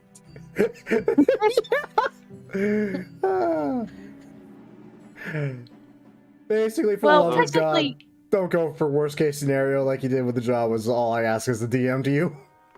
Technically, you have gotten a short rest now, so you could spend hit dice if you have any of those. How do I do that? I mean, technically he didn't because he literally woke up. And then you guys immediately got on the speeder and headed out. Oh, right. It would have. Sorry. I was thinking an hour equals. Yeah. Normally, yes, but they were unconscious for it. Right. They recovered at the end of the hour. Yeah. So yeah, never mind that. Crap. I could spend hit dice, but I'm already at full health, so. Funny that. So, the Gamorreans, literally just holding fucking Jesse up by his jacket, lead you all to a very kind of ramshackle speeder that's literally just on the outside of town. You're kind of curious how you missed it.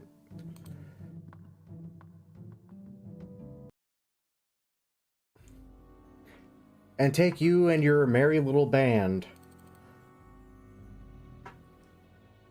Wow, that's a far distance. Yeah. I mean, okay, so Jesse'd probably be sitting while they're moving him, unless the driver's sitting there just driving, holding him up out the window or something, right? I'm not gonna lie, I thought of it. But no, I'm not They that tie mean. you to the front of the speeder. The reason I was asking, could I count the time that'd take that to be a slow rest? Possibly, maybe, perhaps. Yes, definitely. I get to have some health at least. Because it takes That would count just... for me too, right? How do I do this? Yes, it will count for I both just- of you. So I just click hit dice.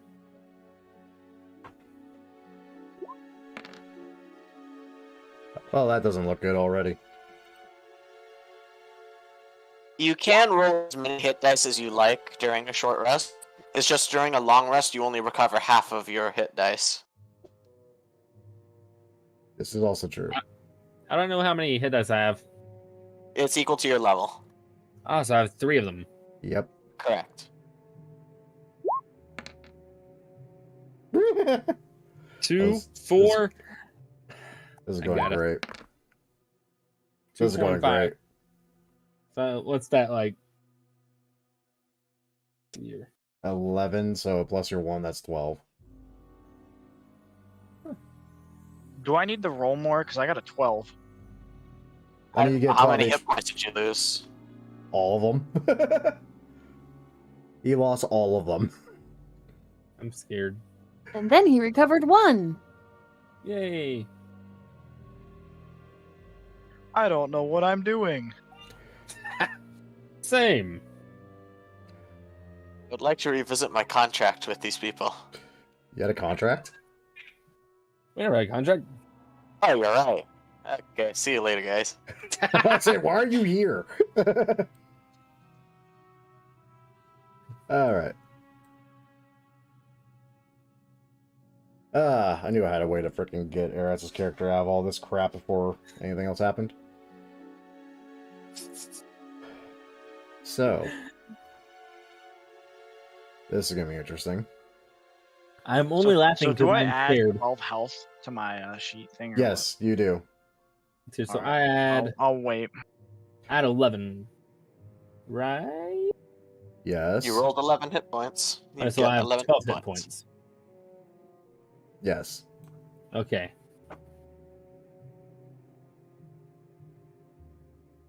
Let's see here. Let's see. I put in 12. And there we go. The rest of the numbers are blank.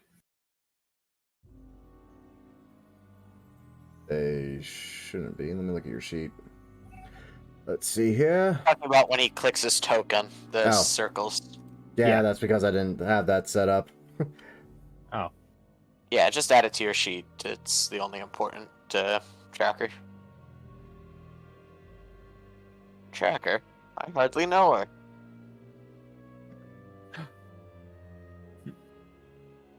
There you go. I have what you guys roll to your sheets. Shouldn't matter, God willing. Hopefully I can either bullcrap my way through this or negotiate. Yeah, we're not going to make it out of this. Why is this glowing green? Am I still being held up by the neck? Yes, you are. The reason why there's like purple and green glowy bits is because this map was made kind of weird. I didn't actually make this map.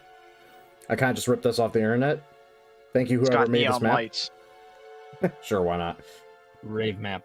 But as you finally get, pulled into the wonderful skiff garage, the big Eskimorian finally sets Jesse down and starts leading you all this way. Do they have Wi-Fi here? You could ask. Can I just look at my data pad and see if there are any open SSIDs being This is- broadcast? This is how you do things where you don't have to move your token. Put in the spot where Grim moves it.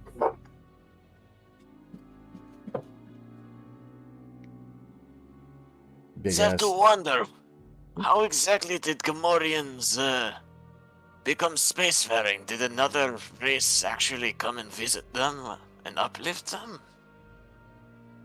Well, they sure Do you ask the Gamorrean Me. this? I'm too scared to ask a Gamorrean that, but I'm not gonna lie, out of character, I'm actually kind of curious about the lore now that I think about it. Like the Krogan, there's no way they could have gotten spacefaring by themselves. They Space didn't. pigs. Yeah, the Krogan were They were picked uplifted up by the Muppet Show. the Solarians. They got picked up by the Muppet Show because pigs in space. So this is going to be interesting. I'm scared. Do do do do do do do do. Oh, Kabunga solo. Oh god. Hey, it's the chick who died. Who's still alive? Is here? that Waddle? Is that Waddle? Is that a Watto or Watto? Yes. Hey, see, I said that it would be there, did I not? Yeah, see, they're right there. Like, what's all the fuss about? You know? Literally just walks over, such See, Jesse you're beside moving up Waddle. in the world. I hope, because down is a bad idea.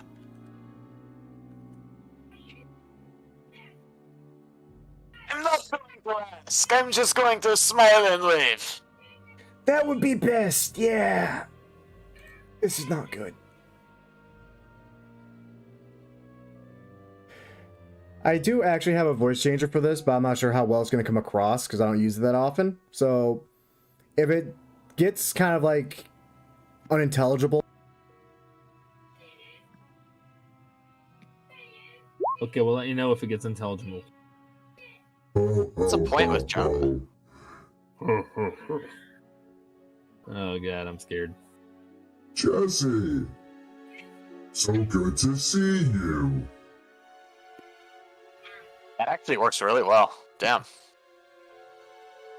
Jesse's just gonna look at him and his hat and saying Hutties, good to see you too, Jabba.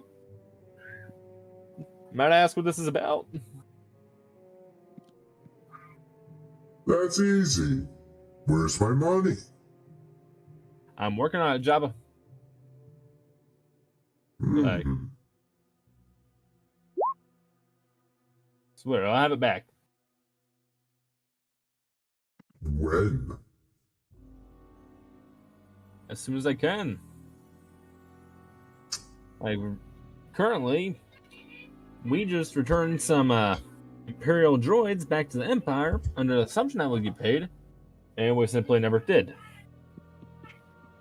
And nothing I can really do about that. Jesse. Bad business working for the Empire. Well, I just wanted to get your money back so much. So that I can have my ship back as well. So I can get back to doing work for you. That's why I like you, Jesse. You know your place. I do. You'll have to excuse me for being worried. Haven't seen so much as a credit through Waddle here. Now, see, that's not my fault. They were not going through me anymore. They were going through, you know the guy, Jabba, Lloyd. You know, the guy that owns that cantina no one heard about. Yeah, that guy. Ah, yes. Lloyd.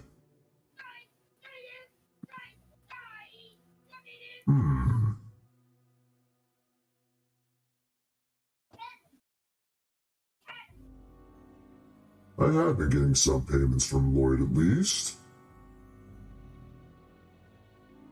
Unlike you, Waddle.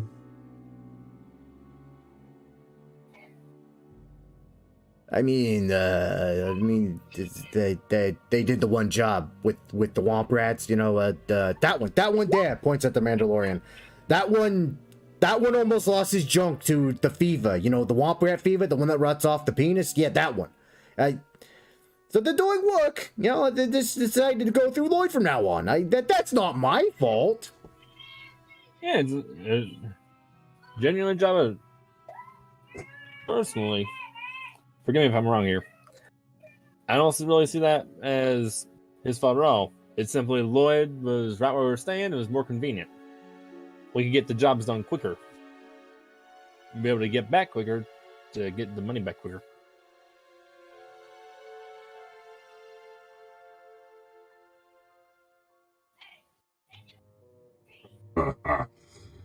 Jesse. It's all right. I only called you here because I'm in a position. One that will clear your debt to me in full. What is his proposition? You see, you might have noticed the Empire's been encroaching on Tatooine here a little bit more than I would like. I kind of want to remind them who owns Tatooine.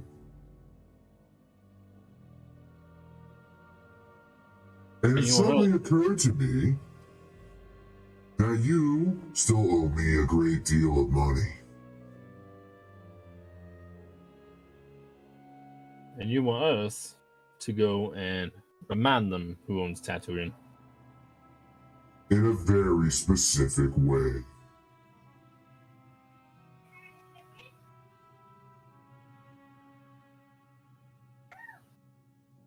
What's that way? I want you to steal an ATST walker.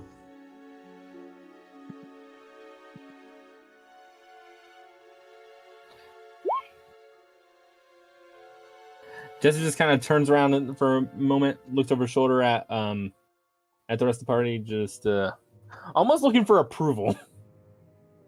For once. And kind of more or less, not quite so much approval, more of a, my hands are tied. The emotion you get is less approval and more shocked horror. Just looks back. Have you ever known me to miss a job, Jabba?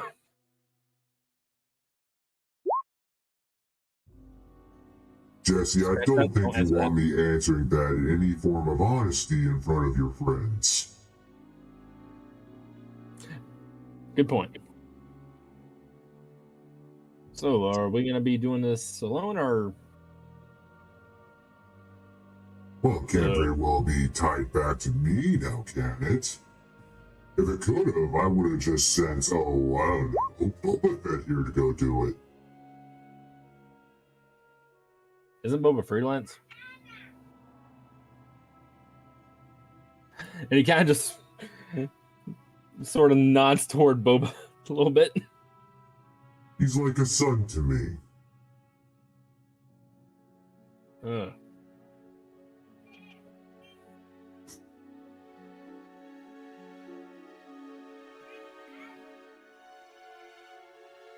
We'll get it done, Jabba.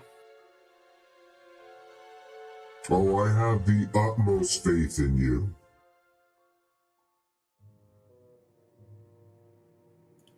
He kind of just says a little bit more quietly, are there any bounty hunters here that you want to not really have to worry as much about anymore? That maybe we could bring with us to worst case scenario utilize. Jesse, I do hate to break it to you, but the reason why you even have this offer on your table is because you're kind of expendable at the moment.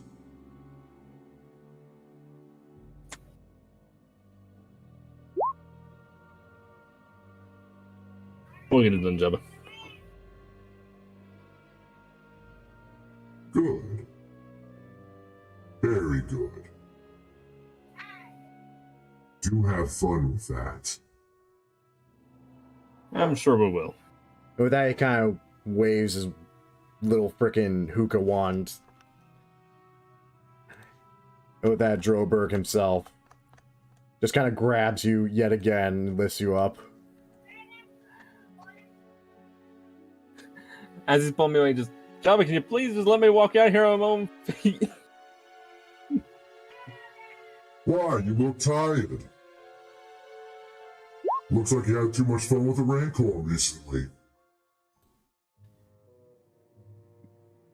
Why does everyone keep making that same joke? He just kind of just So, gives up on trying to get. now that that's dealt with, can I go too? I mean, you don't need me here anymore, do you, Jabba? You stay, Waddle. You stay. Ah, crap.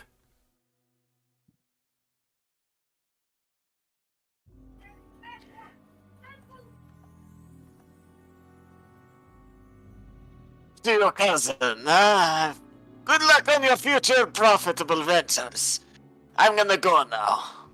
I ain't gonna lie, I think I got the easier one. I'll just regroup the others. You know, he's not wrong.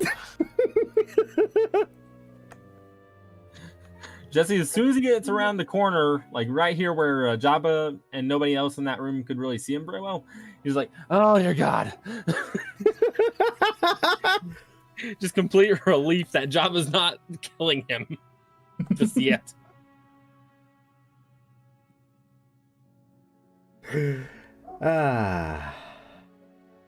I have wanted to use this moment for so long. I am so happy right now.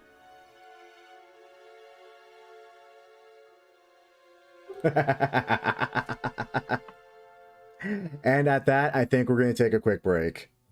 Okay. Amazing. 10 out of 10. I'll be back. Grim, as dumb as it may seem, I legitimately have a page from Wikipedia pulled up that is literally just a Huttese translator. No, I believe it. I thought about doing it in something with a protocol droid, but then it kind of occurred to me, it's like, yeah, but that's dumb. And honestly, that means I'd be speaking in two different voices, and it'd be weird. Like, nah, fuck it. I mean, you yourself speak Huttese. You understand what the fuck he's saying, at least. Yeah. I mean, hell, technically in this universe, anyone that speaks Thieves' Cant speaks his very specific version of Huttese. I didn't know that. I mean... Oh, literally, so I actually also speak yeah, Hutt. you understood everything they were saying. Okay. That's good, because I was reacting as if I did, and then only later did I realize, oh, wait. Yeah, Thieves' Cant is basically Hutt dialect Huttese. Normal Huttese is a language on its own, and a lot of people do speak it, but you're not going to catch the very subtle things here and there that are spoken in Hutt Huttese. If that makes any sense. Interessanti. Basically, you hear regular Huttese, it's like, okay, yeah, he's just saying hi to me. In Thieves' Cant version of Huttese, he's like, yeah, I'm going to kill this guy at noon.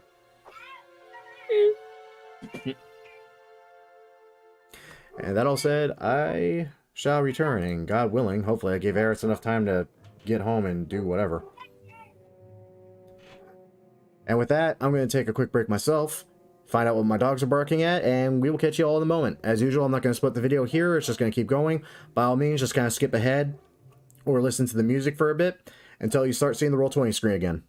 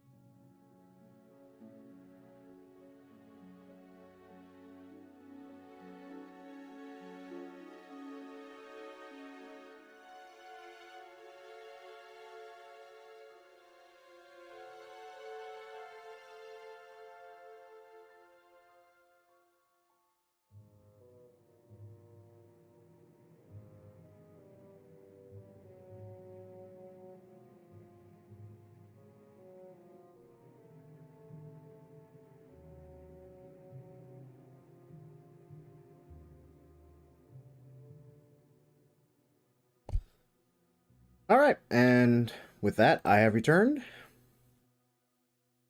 And God willing, my Streamlabs is still working. Otherwise, it's going to be very awkward. Let's go ahead and rejoin Discord. None of us has really long-range weapons. Well, we're now talking about how we're going to assassinate Jabba and just fuck up the timeline. Yes. We're allowed to assassinate Jabba. I wouldn't recommend it. Well, you just did 5 seconds ago. You see, Jabba is less an individual and more a title. Hello? The name Jabba is passed down from generation to generation. So I am most eager. back to the times where we crash stuff into other things. Why don't we take the speeder and crash into the legs of the ATST? Because we gotta Just steal the fix ATST. that We fucking can't thing. destroy it. Hit the back of his legs. Actually, It'll that's fall a good down. idea. If it falls on its side, we could use the speeder to pull it back up after we. Yeah, we do a GTA. We run over all the guys that is in the way, and then we hit the ATST. Well,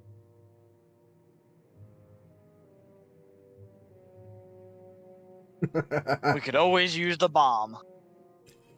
What I miss? Luck is gonna kill us. Oh god. Well, Good so thing I'm yeah. the one with the only bombs. Oh wait. Wait, don't you have stun grenades?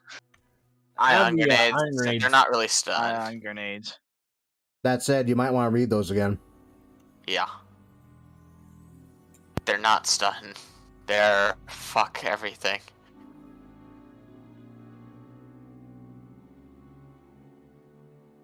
I see why he gave us those. You think? He wants to Yeah. give us opportunities to blow ourselves up. That They too. work against vehicles. You know us. Are we going to use those against vehicles? Nope. No. Just like how I gave a bunch of ninjas grappling hooks, and I've only seen them used twice.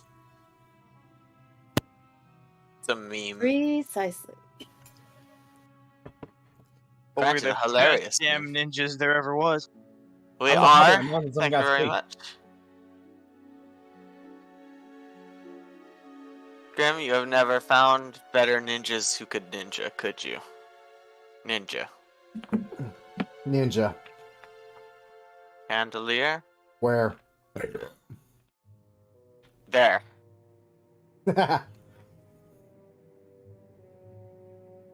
Alright, doesn't look like Eris is going to make the session at all. Sad. Eris isn't going to make a lot of things. Like He's gonna sense as a look back Gungan. at this. Alright. Well, needless to say, seems kind of weird and off-putting almost that you literally got dragged to Jabba's palace for him to literally just basically tell you, hey, you're going to do a thing for me now because one of you owes me money. Because you're my bitch. Yeah, it's kind of like just a show of force of like, hey, guess who's my bitch? You. Guess who's along for the ride? The rest of you. Guess who's screwed? All of us. Oh boy, are you. I'm just a humble merchant.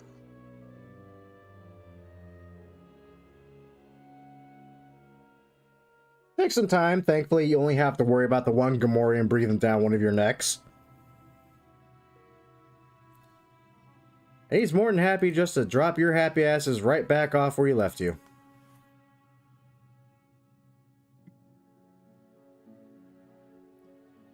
Hey guys, we survived. Arrived is something of a relative term, I feel. For now, we're alright. Maybe. Maybe. Possibly. And he's already walking towards Probably the not. speeder, by the way, to check that the contents are as he left them. You open the door, and you find your good old Gungan definitely still in there, asleep. Lets out a deep relieved sigh and shuts it again and alarms it again. Comes walking back towards the group. The droid just beep boops confused as it's locked in again. Yep. Sad beeping noises.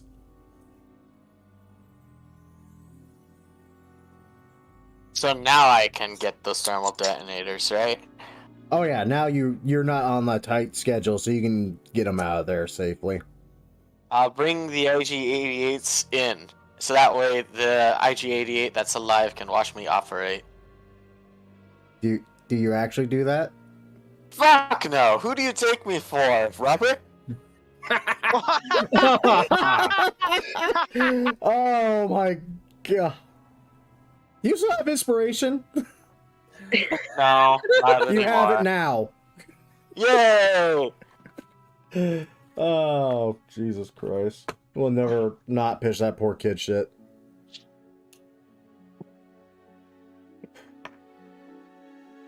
Oh, Lord. I don't think you'll ever watch these. I think we're safe. I could care less either way, frankly. Yeah. But those watching that are curious, the one story I keep being reminded of when it comes to Rubber, the gentleman we're talking about, is how he played a game similar to this and tried to swallow a live thermal detonator.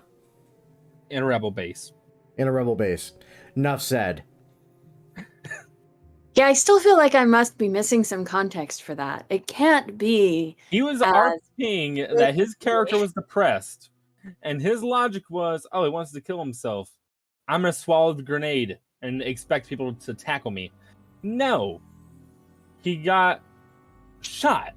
And then he was kind of like, oh, can we just avoid that? And I was like, okay.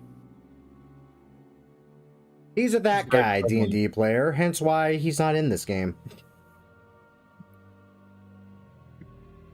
I make no qualms about calling I it have out. no idea who you are. So needless to say, yeah, you're dropped out of the cantina. Literally, Jesse's dropped literally out of the speeder at the cantina. Just drove by, just throw him out through the window. Literally parks like roll on the ground 30 feet forward and lets the rest of you out. Jesse abuse. Jesse's gonna start heading on inside. Oh, hello. Oh, you're alive. So how did it go? First off, thank you for paying Jabba for us a little bit. Well, it seemed only my rightful duty. After all, I do sometimes work for him, and seems how you all were tasked. Waddle wasn't. And you're surprised? To be honest, a little bit. But outside of that, and he kind of just leans in close and says kind of quietly, Jabba wants us to steal an ATST. I'm sorry, I swear to God, there's something insane in my ear. Could you try that again? Jabba wants us to steal an ATST, and he'll forgive the debt. See, it still sounds insane the second time. Okay, hold up. I gotta roll perception. Yep, that's what I thought. Okay, yep. Bothan immediately dips out at this conversation. I don't know how it didn't sound insane coming from Jabba. Maybe it's the monkey lizard. Or he simply sees you as, well... Let me put it this way. Either A, you'll end up doing it by some sheer miracle, in which case he gets what he wants. Or B, you no longer exist. Yep.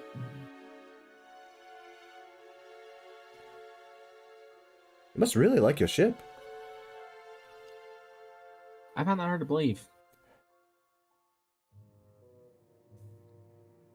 Wait, do you find it hard to believe you more. like your own ship? No, he said that he must like my ship. No, he said you must like your ship. Well, I love my ship.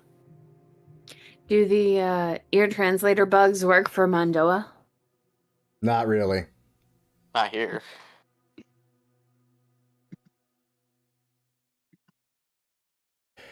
So Jabba wants you to steal an Imperial Scout Walker. Nope, still sounds insane the third time I hear it. Okay. Or just keep repeating it to yourself. It'll sound normal eventually. No, it really won't. So, I need to ask, by any chance, can you point us to where we might be able to acquire one.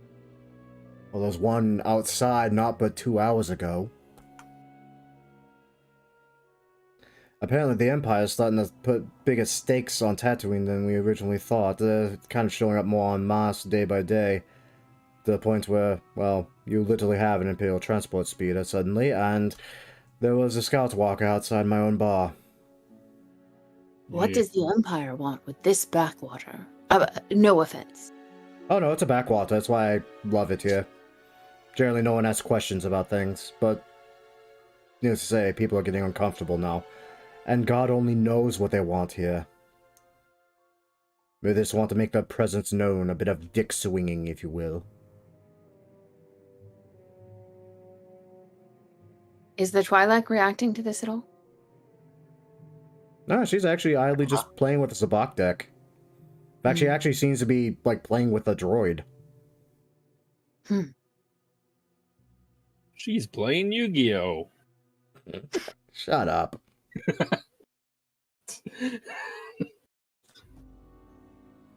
Kunai with chain? Kunai with chain. I play Alamander sword. I mean, alligator sword. Yeah. No, that still sounds more sane than trying to steal an Imperial Scout Walker, strangely enough, to me. Fair enough. Well... I could ask around, I suppose, and find out anything else. At a glance, it seems to be just part of their routine patrol now for kicks. How long has the Empire been here? Like, actively here? Yeah, back when it was the Republic, we'd occasionally see a Republic trooper back in the day. But more often than not, nah. Usually it's just an uncommon sight that's become more and more common. The reason I'm asking is there must be a base that they're coming from. They gotta refuel. And odds are, it seems like it might be pretty close to the spaceport, so... Not any chance you know where that is. We have a general idea, I think. If you recall. I'm sorry, I swear it's something insane in my ear again. Are you suggesting of actually breaking into an Imperial base, which more than likely would have its own pseudo-spaceport for the landing crew, in order to steal a walker? No, I'm not all condoning that. I'm saying we might have to. I'm under the impression you might have better options. Yes. Like I said, give me a while, I can probably sniff out something. I mean, thankfully some of my denizens are still showing up here and there. Vin is sort of... Oh, sorry. No, go ahead. Vin is sort of engrossed in something on his data pad. For the GM, I want to investigate two things. Okay. One is what I was just asking the barkeep about. Why is the Imperial presence ramping up? Out of character, I have an idea, but in character, I have no idea. And then the other thing is, I'm trying to see if I can find any indicator of where there might be an ATST deployed, or where, something that's easier picking, something that's not on a base. We did see one of ours, but we can't go after it right now for obvious reasons. It's like, oddly enough, as you're all sitting there very openly debating this with Lloyd, as the one other patron at the bar apparently doesn't give half a shit, sets down her cards and smiles and kind of slowly just turns and faces all of you. I may have an idea too.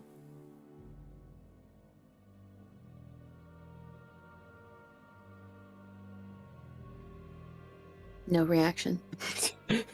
Vin's totally. Where? Please. Well, the Empire tends to be very set in their patrols. And it seems like that walker has made its way into some of the patrols. If you knew the route, in theory you could ambush it.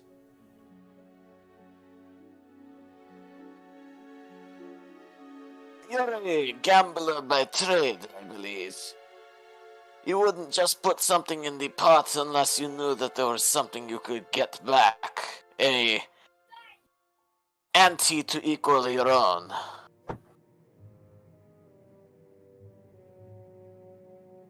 I like that one. He's smart. And he's right. I just so happen to know a very well-traveled patrol route. And yes, I do in fact just want something in return. What do you want in return?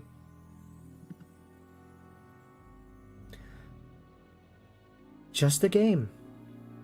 That's all. And the stakes?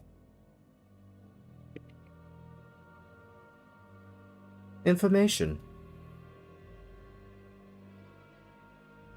You win, you get your patrol route. You lose, well, that's up to who you're playing, frankly.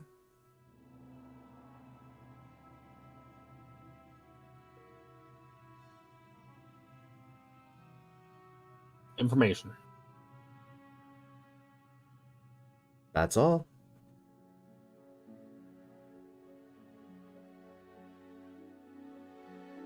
Jesse's gonna look at Vin. Totally engrossed in his data pad. No acknowledgement of this conversation happening. Because it involves Jesse and gambling. And that's gone so well in the past. I mean, well, the first time didn't really go well the second time. It's either gonna go terribly this time or go really good.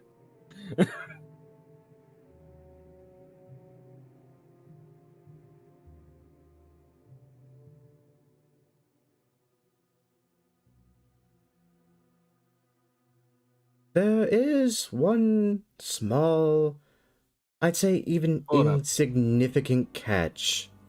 Wait a minute. What Gogo just said, was he suggesting I beat the crap out of them? Or prostitution? Well, I kind of built this character on intimidation, Dova.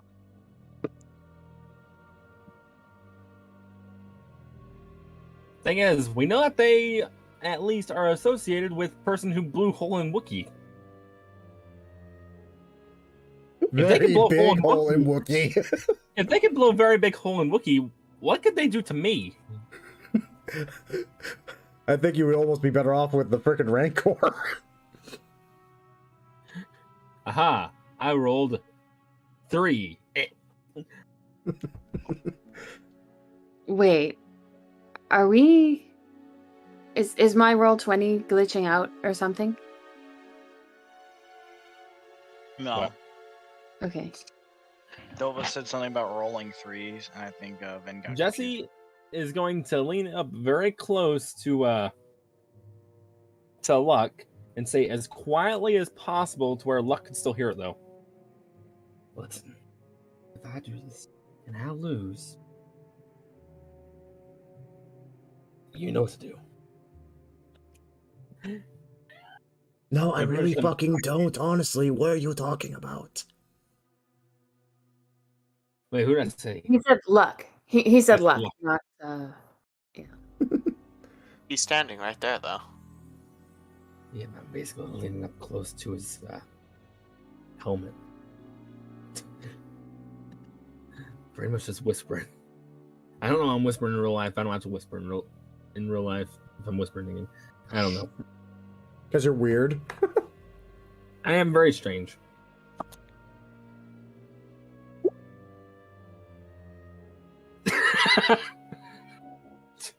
Insert fist bump motion. Jesse's gonna hop up. I guess you got yourself a game. Fantastic. About that catch, though. Not against you. Against 2 then. Him. And she just points at Vin. Then Jesus. He's gonna step back for a minute. Vin. Raises one leg. You got a game. Come on. Have to play the Twilight chick. Oh no! He's not playing me. No. What do you got? Then goes paler.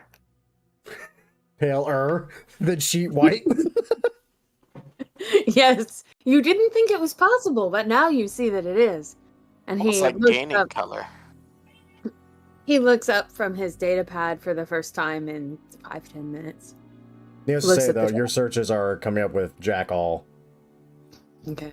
Like, whatever they're doing here is very under wraps. Hmm. And there are no, like, if there are standard patrol routes or something, I cannot find them in a short So amount. far, all we know is that they want information. Yeah, so Vin sort of looks up from his data pad and stands up from the bar and narrows his eyes at the Twi'lek. You want to explain that? Just a simple game. If you win, I give you the patrol route. If you lose, again, that's not up to me. He swallows hard. His hand sort of goes to his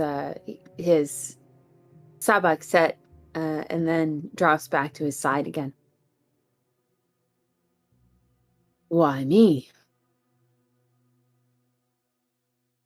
My Because- gambling goes far behind me. Well, slightly behind me. They're behind-ish. Because you are the one he requested.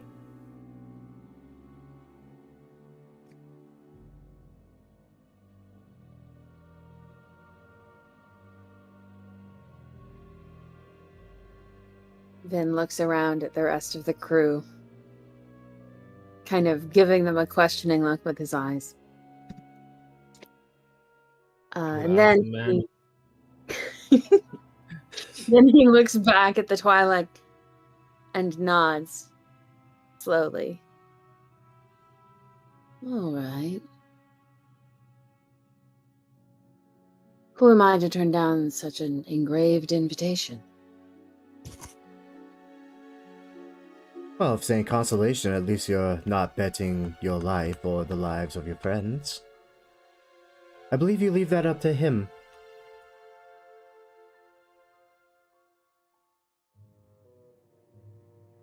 And with that, she actually just kind of meanders over to the table. When? He calls after her. Oh, I think you only will have to wait but a moment. Jesse's just gonna lean into Vin. Listen, I'll stand behind you. In case there's a terrible move. and okay. Oh, see, like, I'm basically just would I be able to give them advantage if I stood next to them? Interesting. I'll tell you what, if you can convince me of how you're doing it, I might allow it. Pretty much just sitting there behind them, just acting like he's coughing since he looks like he had a bad time with a Rancor. Coughing must not seem too strange. So is he sitting behind Vin, or is he sitting behind the other guy? Behind Vin. It'd be too obvious to be cheating if he was behind another guy. Oh god, it's a weeb. It's Gwendolyn Voss. Well, Dover gave it away. Okay, I'm sorry. You prick. I mean, technically, this isn't the first time that you've seen her on Tatooine. This is She was true. there in episode 1. But needless to say, yes, you see this man just kind of casually come down the stairs. Like, he doesn't even greet your eyes. But Vin, for some reason, it feels like he's looking at you. In fact, it feels eerily familiar, but you don't get the same freezing sensation as you did the last time you felt like this. Vin doesn't lift his eyes to meet him. Tries to act as though he doesn't notice anything. Looks over at Jesse. Let's just see how this one plays out. All right. Jesse's gonna just pat him on the shoulder and start making his way over there. Vin is also starting to make his way over there. He fingers his own sabak set again, and then he mumbles something to. Well, none of you speak Umbaran, so never mind. He mumbles something to himself that none of you can make out. Also, fun fact: universal translator things, Umbaran's not covered. As you all approach the table, you watch this man with dreadlocks and this strange yellow streak across his face kind of just... He hasn't said a damn word. And he continues just to be silent as he kind of jerks his thumb at the droid, which is more than happy to just get the flying fuck out of his way.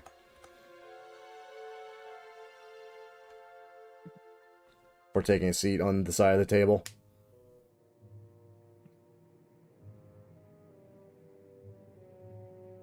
The Twi'lek speaks up again. If I may introduce the Sandshock. Vin nods. No smile, just nod of respect. Pleasure to make your acquaintance.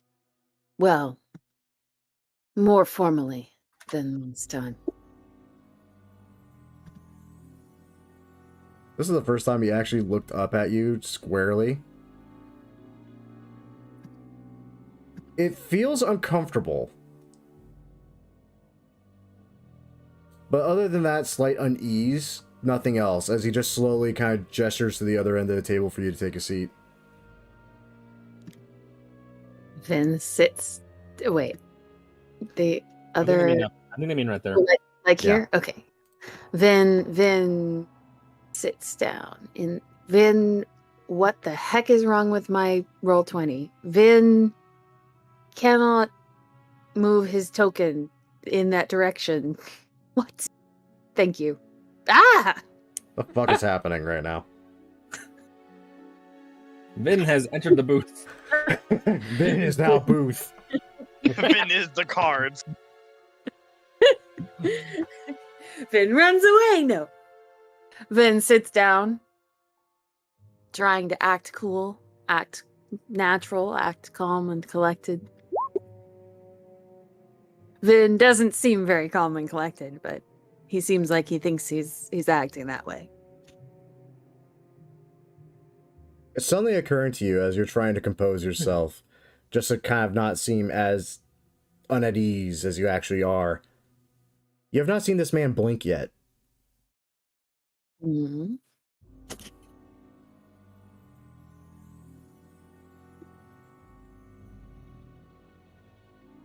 You almost feel like you're in a dream where you're standing in front of a large crowd naked. It's a similar feeling. And in his mind, Vin is just thinking, natural.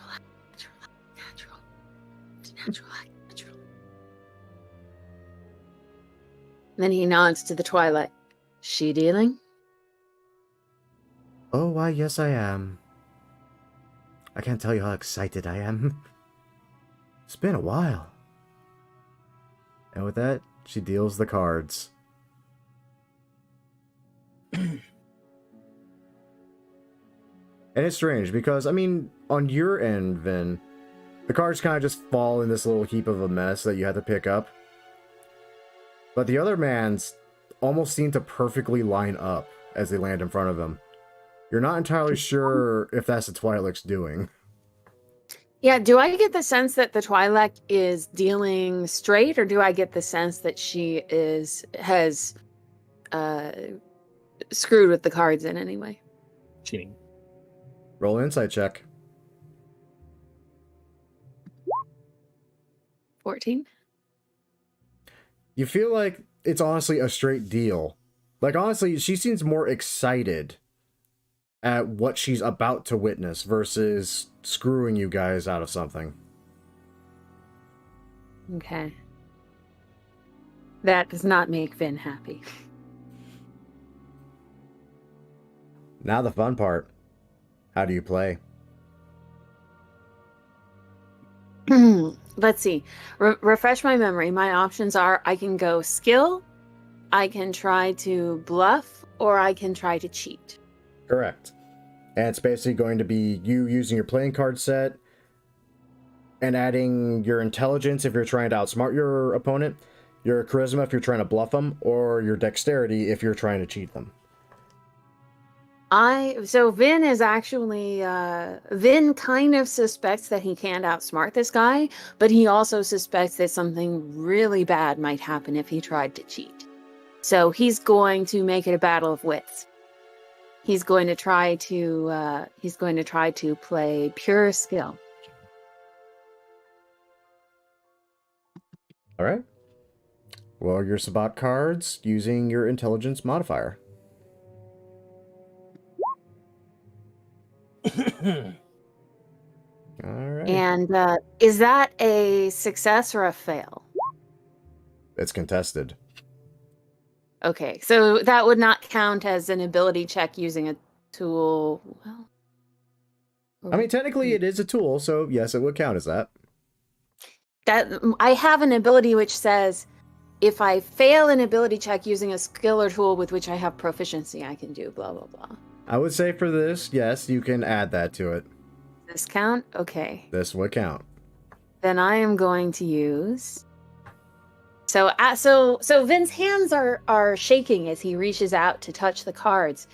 But somehow, despite that, his movements are a little more deft, a little more agile than that would suggest.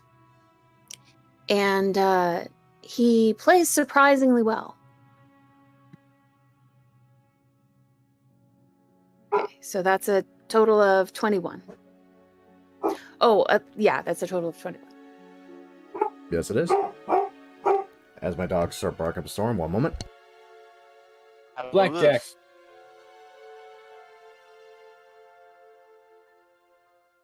Vin wins. Okay, I think they're done. Vin 2 seconds later. Yahtzee. Now it's beautiful because, yes, you kind of have a big smile. You were uncertain at first, kind of looking over your cards as everything gets dealt back and forth, exchanging one set for another. And then just a strange calm comes over you. And as you set your hand down, the man across from you finally cracks a smile and at last blinks. One thin eyebrow goes up at that, and Vin has no other reaction. He's not setting his cards down? He's never even picked them up.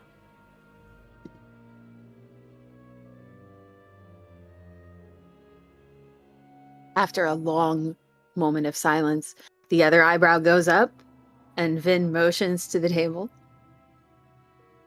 He doesn't even break eye contact with you as he slowly, one by one, starts flipping his cards over, face up. And it's hilarious because you actually matched him.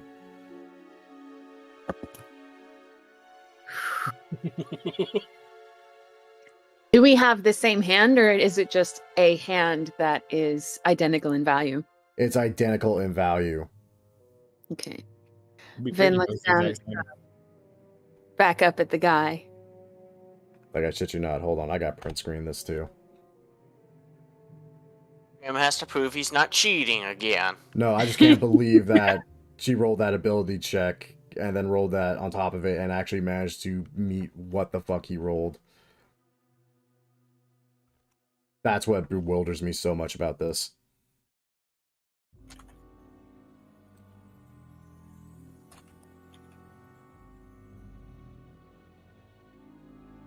You'll just have to ignore the fact that for some reason I still have the droid set for the fucking playing cards. Okay, come on.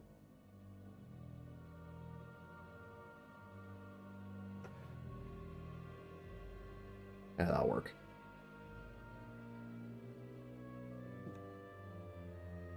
All Now, right, for Sabak, is it like poker where if you tie, you split the pot? Normally? essentially, yeah. Like, it's more complicated than poker, I would say.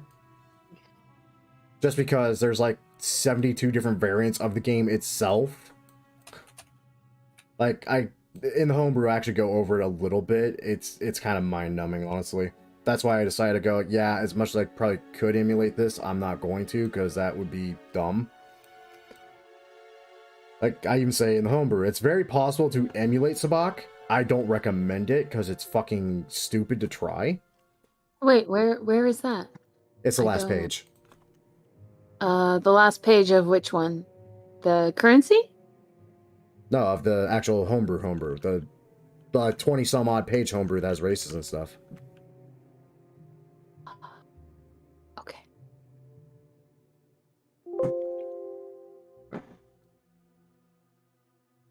Ow, fuck. Watch your profanity. Fuck you.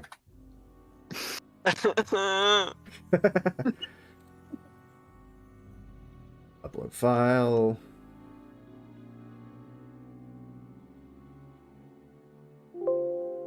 Son of a...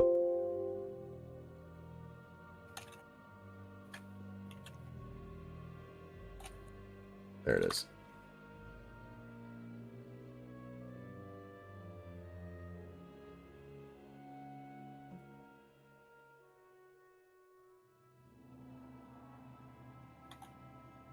That's his bonus? Ouch!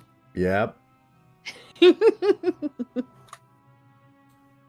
Okay, so as Vin puts down his last card, yeah. So the guy shows his hand. Vin sits in silence for a tense moment, and finally he motions to the dealer. Says nothing, just kind of motions to the table. She kind of just nods, collects the cards, deals out a fresh set.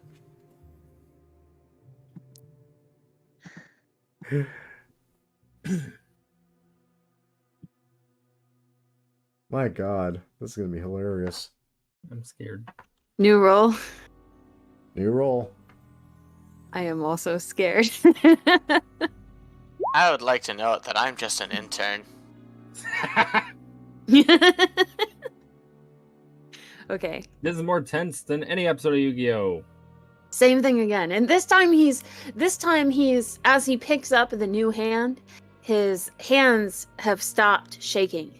And he seems like he's gaining confidence or gaining momentum or both. And he's again going to play it just straight skill.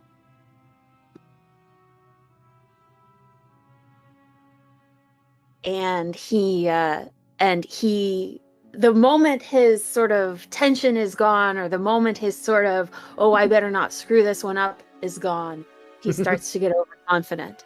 And it's back. And he makes a glaring error. I'm going to try the same thing again, but I would guess it will not be enough to save me, unless this guy totally screws up. Is it possible to use my inspiration on someone else's dice or just mine? I don't know how you rule it. Honestly, since you're actually here, I'd allow it. Wait, doesn't the inspiration just make it so then you could... Wait, does it make it so that you can roll again? That's how Yes, I rule it, since I do Oh. auto advantage and all that crap. I was sitting there just... Oh god, he just made it so then they still rolled an 8. I'm giving you my inspiration, Vin.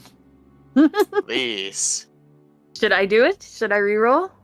I think you should. So I guess as the Twi'lek is dealing, maybe one of the cards slides too far, slides off the table, and that triggers a redeal. That So, works. so Vin is going to. Vin is a little flustered by that, or a little thrown out of his game by that, out of his groove. So, okay, that's much better. Should I re-roll the force energy die as well? Sure, why not? Okay. That is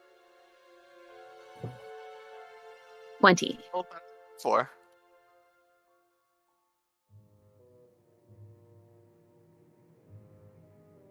Still smiling, and again, he doesn't even look down at his cards. They're still face down, like in a nice little neat line in front of him. And just slowly raises his hands and claps. Congratulations. You win. The eyebrows go up again. And Vin says in a really surprisingly cold voice, "Show the cards, friend." If you insist. Though honestly, you don't really need to see my cards. Vin, roll me a wisdom saving throw. Wisdom saving throw? Yep. I don't feel like he won and he just doesn't want to flip him over. Well, Vin, you're utterly convinced he actually doesn't need to flip his cards over suddenly. so right after Vin has given him just this really cold, show your cards, he seems to forget about it. It's sort of weird. It's like he never said that, and he starts to get up from the table looking relieved. The bipolar moment. Yeah. These cards will do fine. Yes, they It will. was literally that. These are not the cards you're looking for. These are not the cards you need to see. This is not your Chaos Black Emperor dragon. It is mine. I had that card. And it So was he I gets know. up from the table I and have my Yu-Gi-Oh deck right next to me. Go ahead, Vin. he gets up from the table, looks to the nods to the sand rat? No. Sand shark. Sorry. Nods to the sand shark. And reaches out a hand extends a hand to shake his hand. He slowly stands, and it's weird just how smooth his movements are as he reaches out and grasps your hand. And in that moment of contact, you hear a voice. It's not safe for us on this planet. Does Vin know that this voice is in his mind?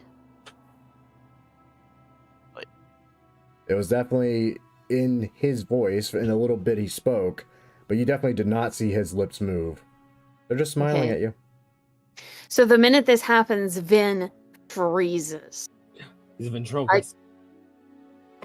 And you see him jerk, the three of you see him jerk his hand back as though he's been shocked by electricity. And he just sort of stares at this guy, looking absolutely horrified. And that's what you guys see. He slowly pulls his hand back, that smile never faltering, before turning to Twi'lek. Gulrala, give them what they want. Turns back to Vin, gives a nice, very courteous kind of semi-salute of sorts. Vin Or is walking just off. staring and watches him go after, a moment's delay, turns and watches the guy go, still that look of horror on his face. And it's hilarious. You've seen a ghost. Something like that. And as he is just about to pass out your field of vision, you hear his voice one more time. If you want to know more, come see me. And as Vin is saying something like that, you see him just bodily flinch again. And like, he almost looks like he's ready to fight. Or he almost looks like he's been hit by something or being buffeted by something. And he stands there like that for a few moments. And then he turns and glares at the Twi'lek and says, "Explain." You not need him. Misada only want to be teaching you Yatapons. That's scary. That's the creepiest thing I've ever heard. Misada. The Twi'lek, just kind of upturns her palms and gives a shrug. As I said, he was very interested in playing you. And gauging from that little show, she says as she walks over to his cards and one by one flips them over. He certainly got what he wanted. Looking at the cards, yeah, he, even with that reroll and all that crap, he still beat you handedly. Yeah. Vin kind of... Does Vin, when Vin sees this, does he remember at all that he thought, oh, I feel like this guy is faking it, basically. Like, I feel like this guy actually won and is not showing me his cards. Does he remember any of that, or is he kind of... That's the weird thing. You remember it perfectly and clearly. But the moment you hit the part of the memory where he spoke and said, "You don't need to see my cards," you just remember being very okay with not seeing his cards. You didn't need to see his cards. Why would you? Vin stands there staring at the cards.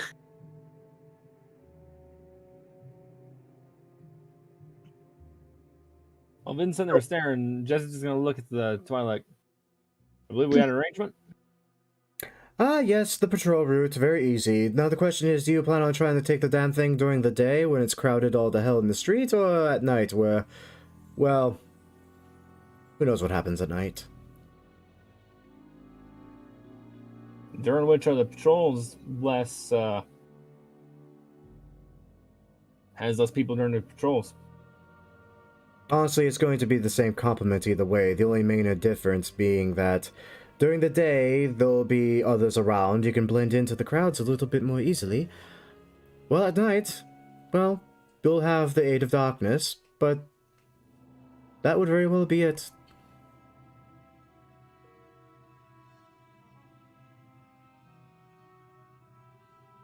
Okay, Sealy.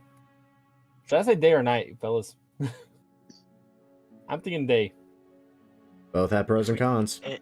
If we want to do night, well, I think aren't some of us built in the stealth options? Because if we can get the stealth options, we might be able to get the guy easier. Yeah, but you can also literally a rogue with super night vision. Yeah, exactly. I guess we'll do night. Good to know. Now, here's a question, Sealy. We did talk about an embassy, right? Well, like an Empire embassy? Imperials. They also did say that I was very, very heavily armed. Let me put it this way. The one embassy that you might be thinking of is the base you have a vague idea where it is, and the worst idea. Alright, good point. Yeah, again, you're kind of misremembering when you were told to find an Empire official, which is literally even a stormtrooper.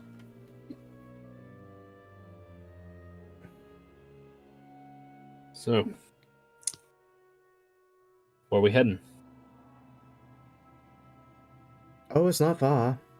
And as I said, as long as you can pick either day or night, I can certainly set you up with a place and a time. Alright. We're going night.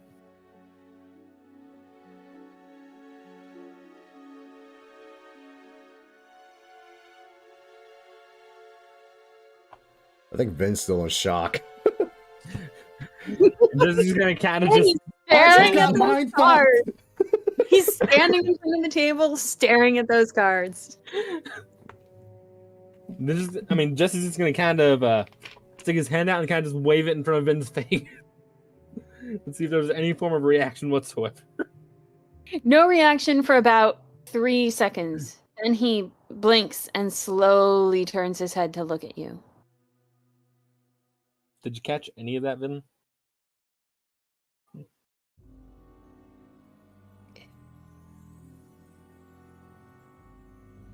Well, no. Well, the Twilight here they're saying that there was a place and a time. And then he kind of just looks over at the Twilight. Where's that place and when's that time? You know, I have a name. My apologies, I didn't catch it.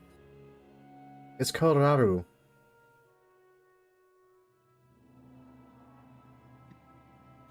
Say that again.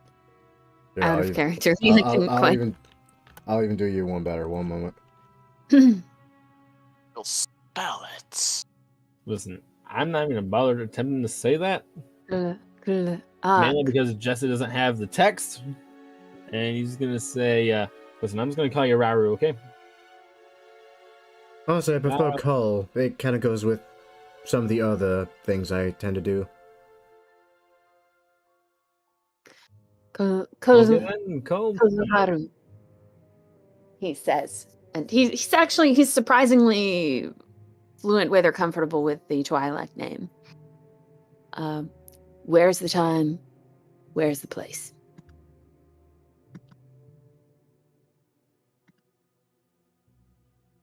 About 2 hours after the second sun sets. And she starts actually aligning the cards in kind of like a makeshift map of Mos Espa. And this street, and just kind of points and taps. A fairly narrow street, but it's out of the way. It's just on the edge of Mos Espa. Okay. Vin stares at the map for a moment. Then he takes out his data pad and saves an image of it. Marks the place. By the way, for those curious, good old Voss there rolled a fucking 29 on that card check.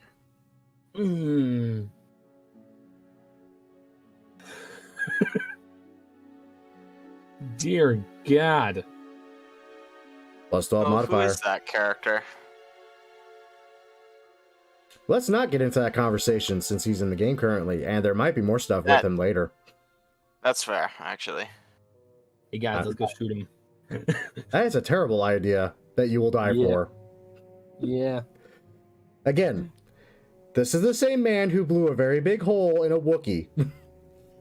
Yeah. And now it makes some sense as to why he was able to do that, now don't it? Donut? Yeah. So, Grim, I have a question. Shoot. How long from this point would the time be? Like, how long do we have to get there and get set up? I'd say you have a solid couple hours before the sun's even starts setting right now. I wouldn't say enough for like a long rest or anything like that, sadly. Especially if you want to do it tonight. That said, you don't have to do it tonight. You could do it literally the next day night. That works. Yeah.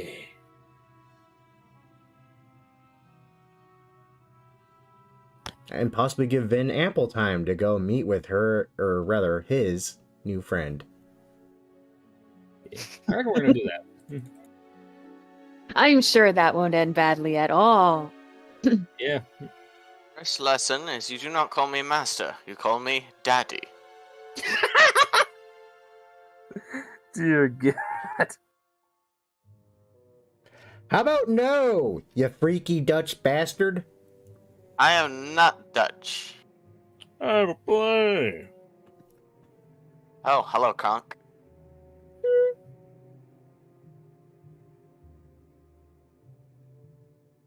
Sorry about that. Jesse's gonna Hold go. on, I just had the fucking Cusco's poison moment quote in my head, and it took me a moment to get it stop. Oh yes, the poison for Cusco. Poison chosen specifically to kill Cusco. Cusco's poison. Yeah, thank That you, because poison? I needed that to play in my head 3 more times, apparently. Hey, Peter. That was a good job. Okay. Jesse's just gonna go, and he's gonna start heading back toward the bar. I have a weird out of character question for the GM. Shoot. This is something that my character would certainly know, but I, as a player, do not. Is there an easy way to tell whether a given person, particularly a given Twi'lek, is a slave or is free?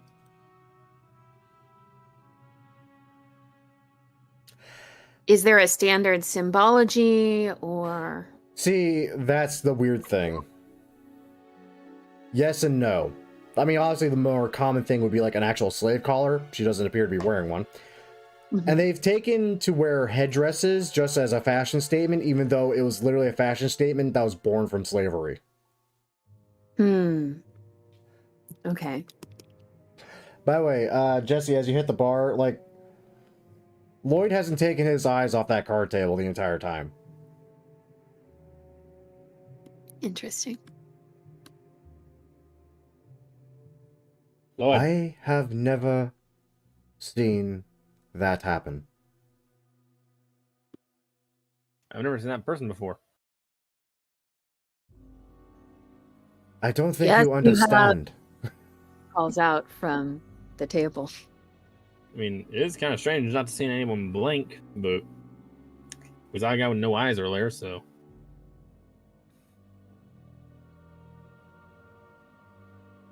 There's hundreds of thousands of credits sitting in a pot for those that beat the Sandshock. We've had people all from the Outer Rim coming specifically to play him. They couldn't even get past Kilraru there. Well, we were only playing for information, I guess. I really... Stakes were less high than thought. One moment. He actually raises a finger at you, Jesse, to make you be quiet as he turns to the rest of the group. And this is the fellow leading you! What's that? Vin looks up Just from got here. where he's standing at the table. Oh, what did he do now? I just want to drink. Seriously underestimating the gravity of the situations he's constantly in, I'm assuming. Yeah, he does that a lot. No wonder you're also alive. Yeah, I ask myself that question every day. Luck favors those who... And then he stops and sort of looks at the Twi'lek and just cuts off in the middle of the sentence, like, luck favors. I do favor people. I was waiting for that one. Yep. Go take inspiration for that. I don't know what that does. That means that you get to roll again, I think. Basically, yeah. Sick. Bear with me. Since I just have access to all your sheets, I could just... Boop. Okay. When you fail something you'd really rather not fail at. Or when one of us fails at something you'd really rather we not fail at. Yeah, I'm just gonna go ahead and house rule that. Yeah, you guys can share your inspirations amongst each other. Yay. This will be abused. Not as badly as a healing cantrip. We don't talk about that. I don't even know what that Is, I know. But no, you don't understand, Jesse. I've never seen him play. He's never had to.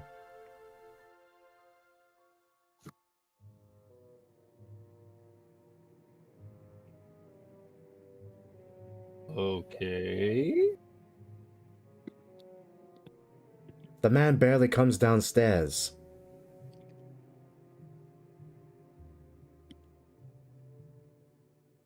He did look kind of pale, didn't he? Lloyd just blinks at you and sighs. By the way, you're paying for that bottle of Carillion brandy the Gamorrean broke. Can you at least pour me the rest of it? So at least I'm getting the value of the whole bottle. The droid already cleaned it up. I mean, can you pour me a glass with enough of it to equal out? No. That was the only bottle. So you're out.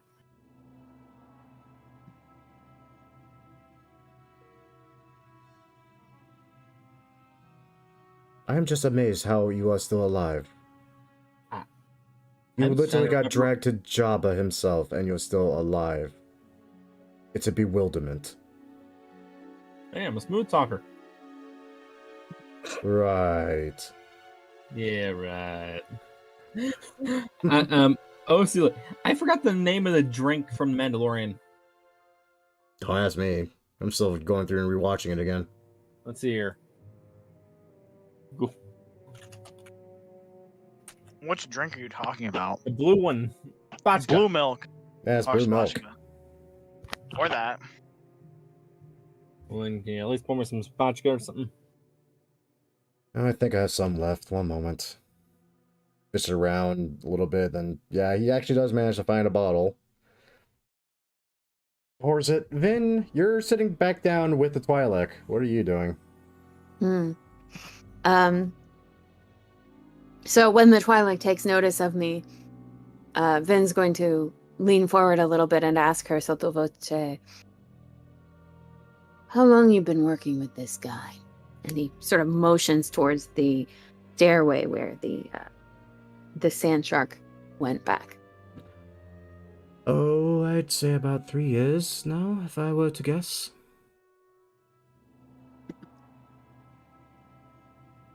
How do you end up in this little arrangement? He simply asked me.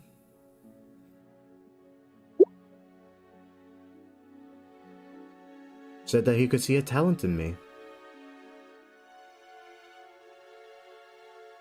Vin nods slowly. Mr. Vin, I believe the Twi'lek is a Sith Lord. A Sith Lord?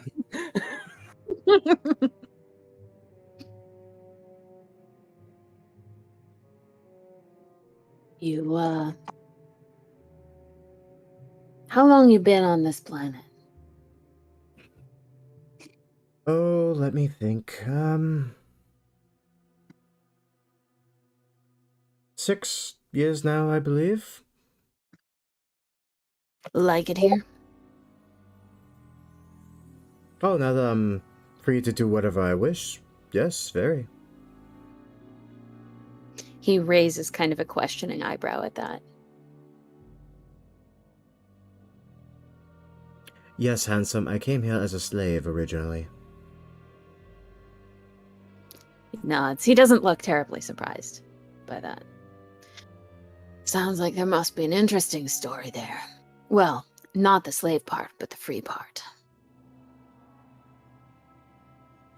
Well, that would be the reason why I'm so happy to work with the Sand Shark. Go on. Not much to tell. He buy you out? In a manner of speaking. What manner of speaking is that? Hey, detects murder. He removed my master from caring for me, so to speak. Ah! Who was your master? Oh, some fat man with more credits than he cared to have. He actually taught me the card game. Nods. Didn't really like it too often when I won. They usually don't. He stands up from the table again, his curiosity apparently satisfied. And he says to Colorado, let's see, what would he... Luck is still there, right? Yeah, he's right there. Yep. Okay. Yeah, so all he says to Colorado is,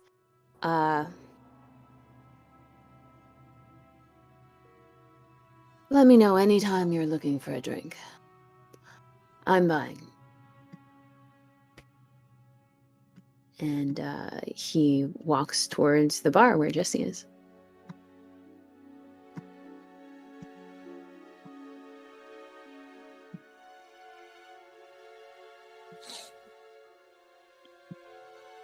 And he now, the horrified look is gone from his face, thankfully. Now he looks more pensive and just lost in thought, just thinking. Sits down at the bar. Constantly tripping over. I wanted to see his cards, and I did not want to see his cards. And you just keep replaying it over and over again in your mind. Yeah. And also the language that the Twi'lek used that, he just asked. Vin is now thinking about how much to read into that.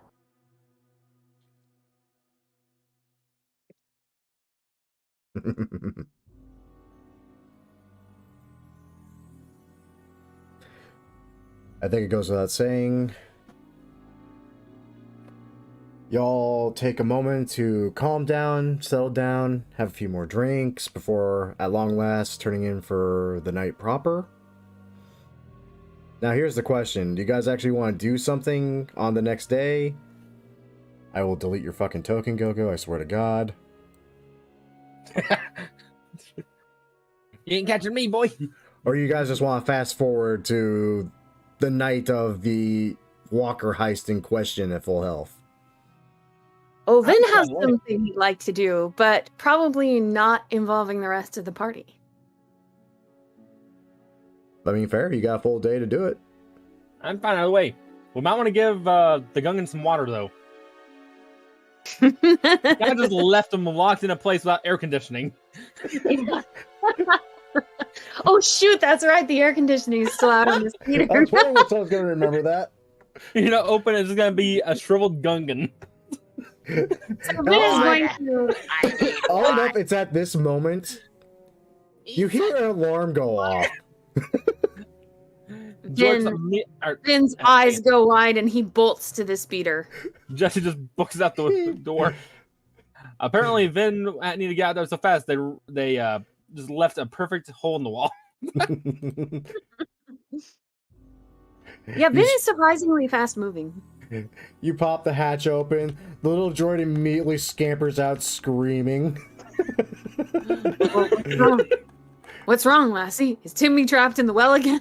The Gungan just kind of crawls out, its tongue lolling out from the side of his face. Misa, very thirsty. Come on, buddy, come on. And the Umbaran reaches his arm out to kind of, pair walk the Gungan towards the cantina. We didn't leave you in there that long, did we? Misa can see shapes and taste color.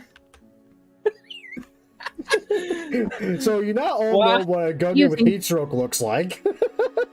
If you think you can taste color now, wait until after you try the Corellian brandy. While Vin's just kind of walking him in, Jesse's just gonna go and just pour a little bit of spatula on the guy's forehead. Jesus Christ. Just mainly because of, hey, listen, kind of looking sunburnt there. Healer just makes his way to the bar, finds a stool, and just collapses onto the bar top. Oh dear, is he alright? We left him in a locked car, don't worry. We left him in the speeder too long. You didn't leave him in there the entire time you were gone out to Jabba's, did you? I will neither confirm or deny that. That's a yes. God, I hope you don't have any pets. Just droid. Oh God, Gerald!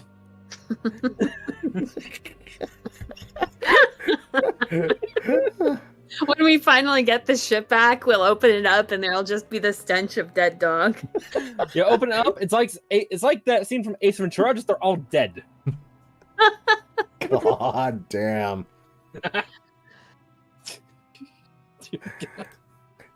Okay, that wonderful crisis is averted. Next question. What specifically is everyone going to be doing on basically what's a free day? So, Vin is going to be getting to know the Gungan, first off, and kind of trying to win his trust. Internet. Hello. Hi, Hello? more. Oh, More. it works.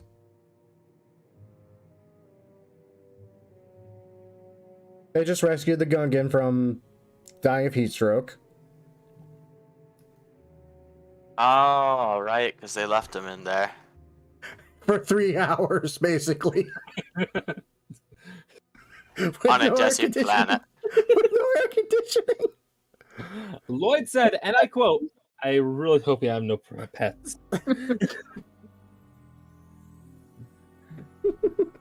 You should be feeling my wrath soon. As soon as Misa can feel tongue again. Misa will be with Allah soon. Oh, fuck. Pretty much in the free day, Justice is going to be, kind of just lazing about a bit. And then trying to get to know the Gungan a little bit. He seems... You can't tell if he's just evading your questions or if he's just tight-lipped or if he's just naturally that stupid. I mean, it is Gungan. So Vin is Vin is also trying to he's trying to sort of ask him questions about these abilities that he seems to have. We put 2 and 2 together that he had some ability which was not quite normal, right? As far as Misa bomb bad with the Force. Bomb bad, you say? He's got a bomb! Run! Did someone say bomb? No, we're good. Why do I not believe you? You believed me last time. I regret it. No, you shouldn't. I've been regretting it meeting you. That's understandable. I get that a lot. I can't imagine why. Hey, Jabba likes me. Vin just... That's not a good thing. It is for my health. Fair. Yeah, so after he's spent some time getting to know the Gungan, probably sometime when the Gungan is sleeping, Vin is going to sneak out of... By the way, Vin is suggesting that the Gungan share a room with him. Misa get all the beaches. God damn it. I got an honest question. Okay. Have they fixed my door yet? Not your door, though. It's just one half of a door now. You can Is see the on the doorknob inside. tied to a string? They just took the bathroom door off and replaced it. You know what's funny? That's actually essentially what they did. Why do I get my own room? You get tiny rooms. But no, since you're saying, the Gungan sharing a bed with you, Vin, by all means, that's Not sharing a bed, sharing a room. He's gonna sleep on top of the desk. Oh. Misa like desk. Well, Misa like hard bed. Vin will ask Lloyd if they can get a second cot for this room, and if they can't, then he'll figure out what to do. But they probably have some kind of cot arrangement that they could put in here. Yeah, I mean... Door mimic. Yes. Oh no. But yeah, I mean, that's easy enough. Yeah, just get a cot just at the end of the bed or something. Yes, they kind of replaced your door, Jesse. But literally, as Gogo said, they literally just took the bathroom door and put it there. It's better than nothing. It's probably got a better lock. Nope. In fact, it has no lock. Who doesn't put a lock on a bathroom? Welcome to Tatooine, bitch. Fair enough. Mhm. And then after, so after the Gungan has gone to sleep, Vin is going to sneak out of the room and sneak over to the door where the gun arm came out previously to shoot the Wookiee. And he's going to stand there for a long while. Not really. Because as you approach the door, it just slowly opens. Walking Quinn's just sitting there. And pretty much in his underwear, just eating a sandwich, just like, get out of here! Nah, he's dressed. Good. Vin makes eye contact with the guy and nods warily. Just very politely gestures you to come in. He walks inside without a word. And shuts the door.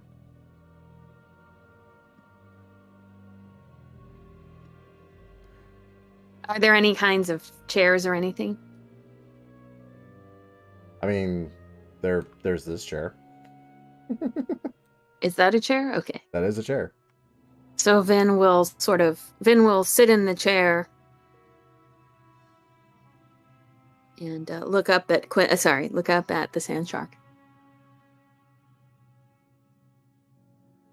Think we have some things to talk about, friend. Oh, a few, I imagine.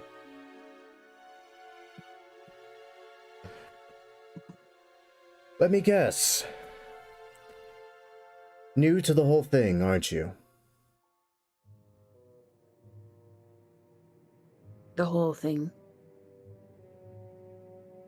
The whole thing. He kind of just moves his hand, and this metal tube actually rises from his desk and slowly makes its way into his grasp.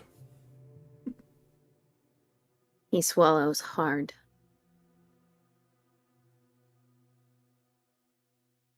Something like that. And then after a few moments, can I do that? With practice.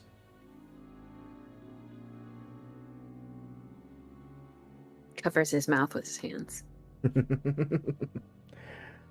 feel it will be some time, though, before you get to that. Nods slow. But now you should simply focus on what you can do.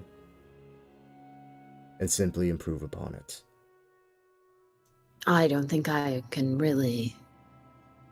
Well, I don't think I can claim to do anything like that. Not sure why you seem to have taken an interest in me, but he shakes his head and sort of trails off.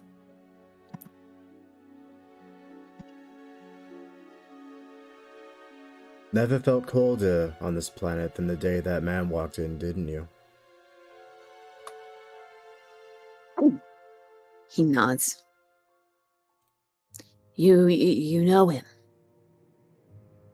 You know him? I did, actually, if he's who I think he is. Who do you think he is? At one point, he was a Jedi. Jedi. The second time I've heard that word this week. So you're... And he just looks at him with a questioning sort of face. He smiles at you and slowly raises that metallic tube in his hand. And with a simple flick of his thumb, then flinches back really hard into the... He flinches back into the chair scoots back towards the wall. He was not prepared. no one's prepared for the lightsaber ignition.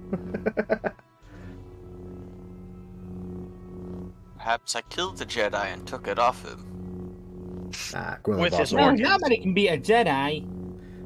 I hate you two so much. Hey, the prequels are awesome. Yeah, keep telling yourself that.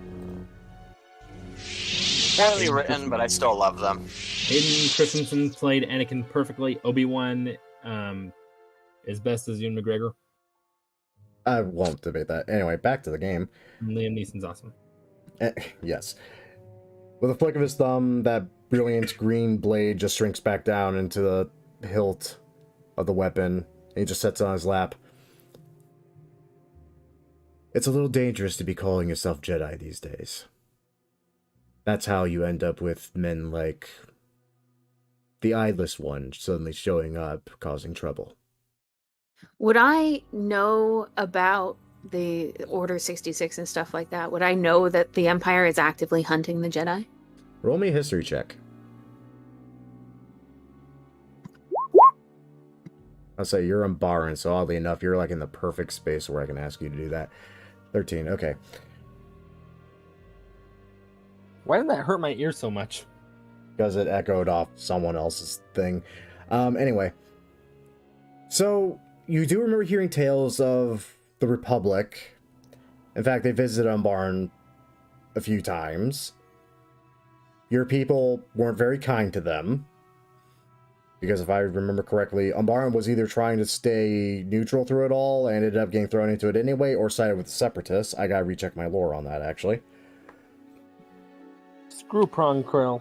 You do remember that the Republic troops at the time, their clone troops, were being led by Jedi they called generals.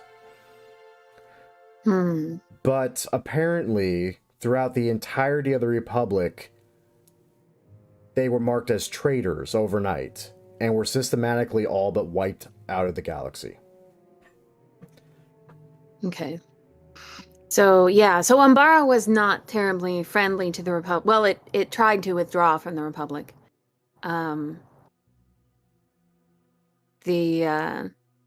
So probably he would not be...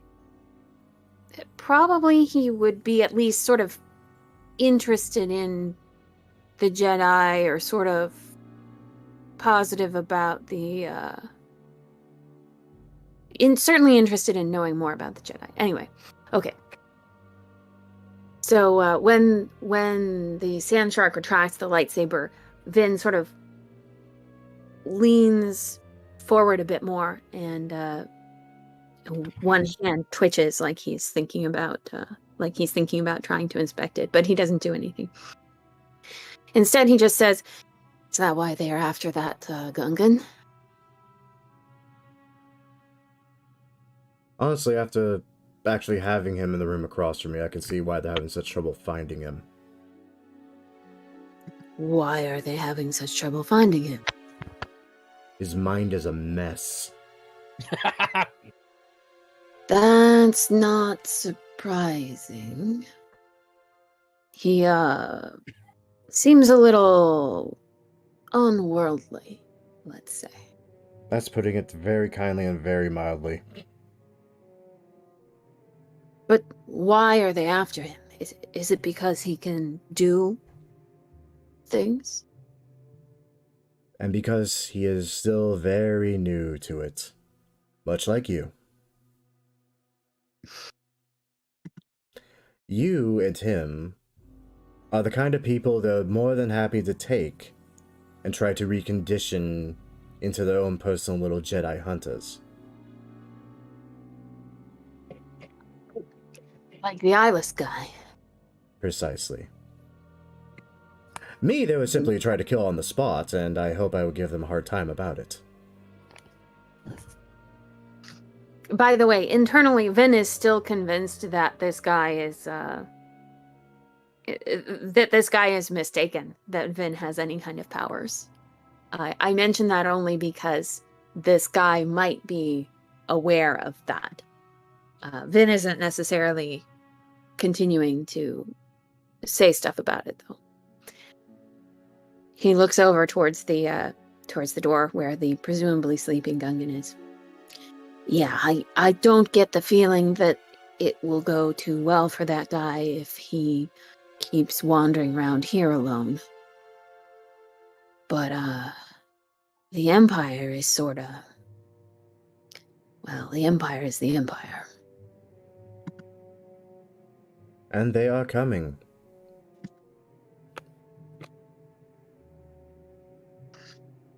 Not tonight, you're safe. But they are coming for Tatooine sooner or later. Why? Do you know? I couldn't find, well, why? Frankly, I don't have the slightest damn clue. It can't be to hunt force sensitives like myself, your Gungan friend, and you yourself. Honestly, trying to pick out a force sensitive here that isn't trying to make themselves known is nigh impossible. It's one of the reasons I'm actually here. But you said you thought force sensitives? You said you thought people like that should get off planet. Why, if this is such a good place to hide? It's a good place to hide for someone that knows how to. Someone that's been trained. I'm pretty good at hiding. It gives him kind of almost like a hurt look. He kind of smiles and leans forward a bit. And how do you hide from something that doesn't need eyes to see? He shudders again. Point taken. But, you thought we should get off planet.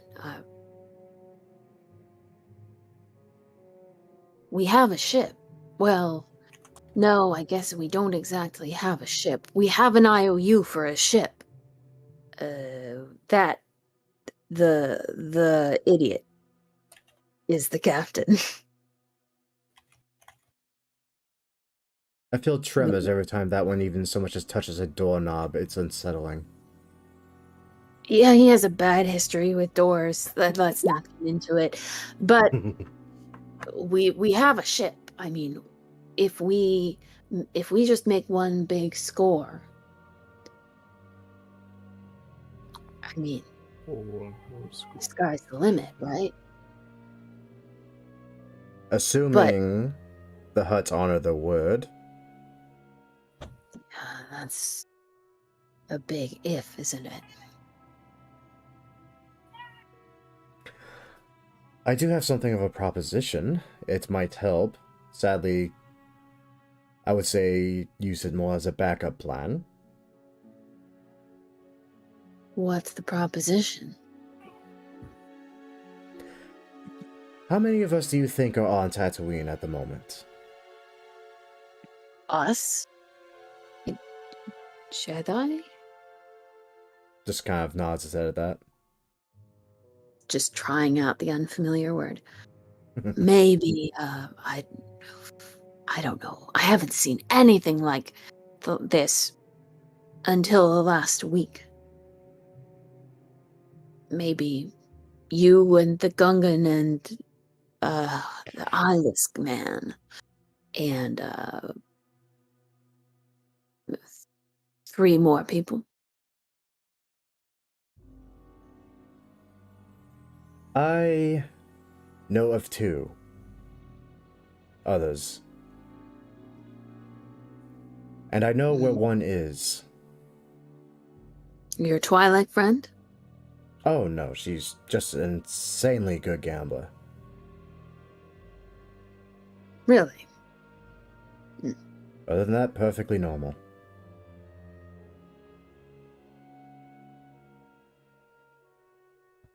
Who are the other 2 then?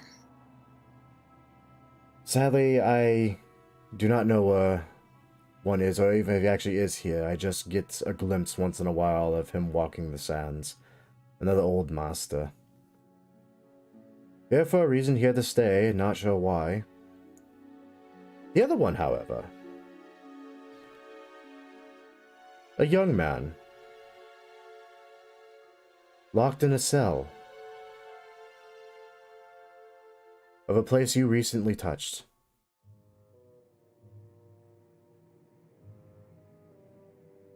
Not Jabba the Hutt? Slowly nods his head again.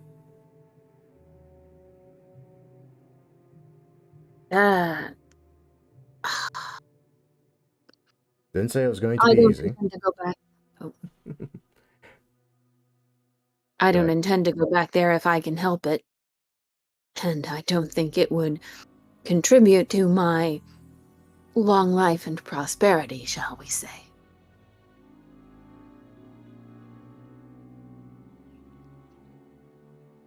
As I said, best idea of a backup plan. Because he does not want to be on this planet. He's had some formal training and could very easily assist you in getting off this rock. The data pad is in Vin's hand again, like a like a second thumb. This man have a name? Cal. How? Cal. This man have a last name? And he's already starting to search the network for any one of this description, information on who this guy was, some indication of when he was captured by Jabba. It's gonna be beautiful. He actually kind of reaches out and gently nudges the data pad down. Try something else. Close your eyes. What? No, then he picks the data pad back up again. Trust me. Close your eyes. He gives him a very skeptical look and closes his eyes. Now I want you to picture when you were in Jabba's palace. I want you to remember everything you can. Okay. The sights, the scents, the heat. Every insignificant detail you can. Can't believe the guy was still using the default Wi-Fi SSID. Great. It's funny because whether or not you said that out loud, he heard that. Sorry, what? That's hilarious because whether or not you said that out loud won't even matter because he heard it either way. Comcast 20,000 two sons. What? He continues though. His voice almost unerringly calm now. I want you to picture as you walk down that hallway from the skiff garage. The Gamorrean opening the door as he holds your friend aloft. The faint left turn. Being assaulted by the all new sights and smells as you see Jabba in all of his glory. And as he speaks this, it's almost eerie how vivid the memory's coming up in your mind, almost as if you're just going through it again.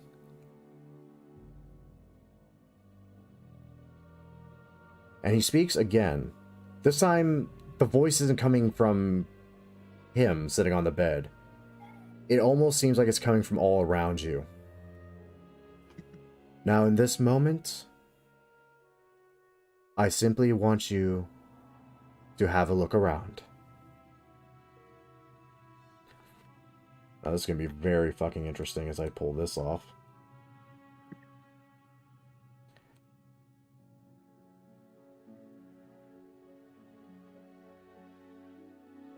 One quick moment.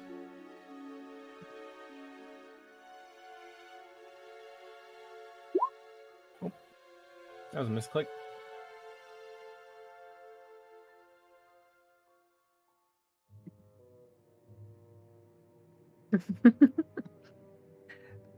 For you, Vin, it feels like you're literally standing there again as he speaks.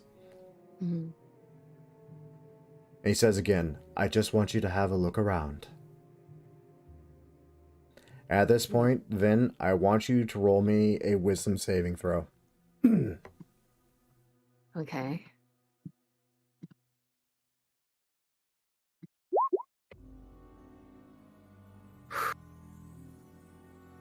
Critical success. Very nice. It's weird because it's almost as if this very moment in your memory is frozen in place. Everything's in the right spot, but nothing's moving. And you take a quick test, and you actually manage to step forward.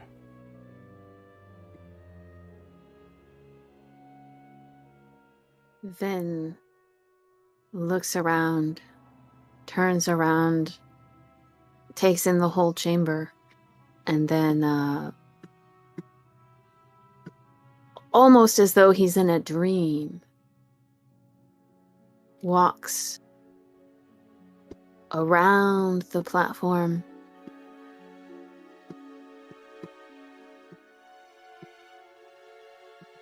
slides gracefully between all the people standing there, looks at Jabba from the back, walks past him, and returns to the main floor. And then he sort of... He seems surprisingly okay with this. And I mean, he obviously realizes on some level that, these people are frozen in time, or this has to be kind of a memory, an illusion, something. But he seems as though he's very used to wandering around through people and around people and just having them not react to him or notice his presence. And he slips out of this room and into the next room, looks at the bounty hunters assembled there. Oh, actually, I guess it's 2 security guards and a bounty hunter. Actually, that's Looks the up band over here on the left. Reaches out and plucks a string on an instrument. He has a nice hearty twang. And then I'm assuming that staircase to the north is obviously a staircase out of the... Oh yeah, that just leads to a canyon. Yeah, so he's not that interested in that. He stealthily slides down this hallway to the south. He pokes his head into this hallway and peers down it. He pokes his head into this hallway and peers down it. He doesn't open any doors or go in anywhere, at least not yet. He's just gliding through the entire place. And it's strange because even though everything's kind of frozen in time, and so to speak, you don't hear anything at first, but when you do pass this hallway, you hear cries. Oh. Morose, sorrowful. As if it's from people that desperately do not want to be there. Female or male? Or both? Both. Then he stops at this threshold. Pulls up the hood on his cloak. And begins walking down this hallway. More slowly and falteringly. And are these prison cells? They definitely appear to be cell doors. I look through one of them. What do I see? The one on my right. A familiar face. The Rodian? That's the Rodian that you guys bounty hunted. Ah, I look for the one on my left. Who is that? That appears to just be a stairwell that for some reason I can't reveal. There we go. I continue down the hallway, looking at the faces of the different people and trying to see whether any of them fits the description of the young man. I swear, at some point you're gonna pass one, and it's just gonna be the Wookiee with a big hole in it. The one in the blanket. Okay, I won't lie. If you guys managed to take Bodar alive, he'd be in the cell too. But you didn't. Yeah, and that one, again, a very familiar face. Yeah, the Umbaran. I pause here, smirk, and, you know, Got your money, bitch. yes, the Umbaran equivalent of, haha, I got you. And then who is in these other cells? Well, this one is empty. But in It's this slime next from one, Ghostbusters. no. But in this one, Some guy named Cal.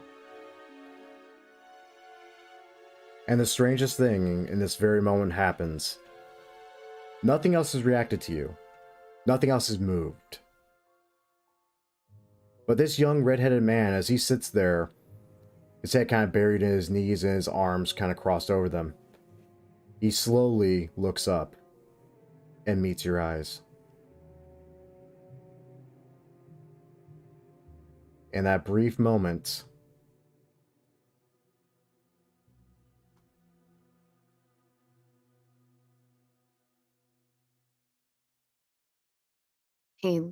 He looks back, startled, as he comes to reality, looks up and sort of looks around himself, and then says, Hey!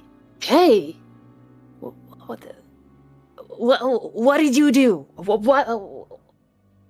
Send me back! No, what was that? that was the Force doing as it wills. And apparently felt that you've seen enough for the moment. Then looks at this guy, just totally not believing him.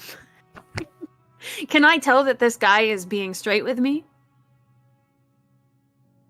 I mean, you can Or roll an do I- insight check. Or I do not think this guy is being straight with me. I'm convinced that this is some, like, this guy made me have this vision somehow. And, like, he has some kind of power to make people hallucinate or whatnot, and he just did that. So I nod slowly, very unconvinced. Joke's on you. This is actually the Jedi Fallen Order 2 prequel. I'm playing through that game again, trying to catch up on my PS5 to start the Let's Play again. So, yeah, adding Cal to this was great. Oh, man. See, you could very well be right. I could have made it up. I could have just flooded your mind with all this nonsense. But, and he kind of reaches over and slowly pulls open a drawer. You gotta find it again. And out of that drawer, a small little droid pops out.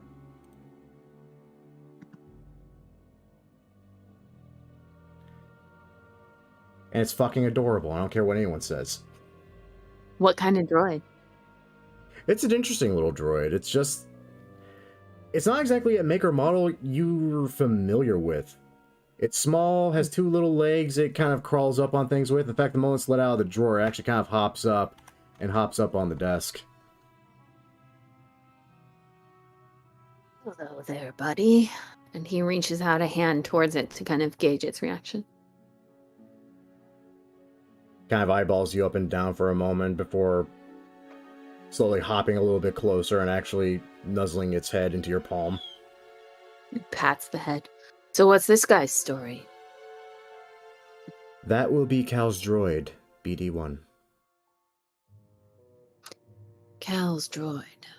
At hearing the name, the little droid gets visibly excited, starts hopping up and down, beeping incessantly. And he would very much like to see his master again.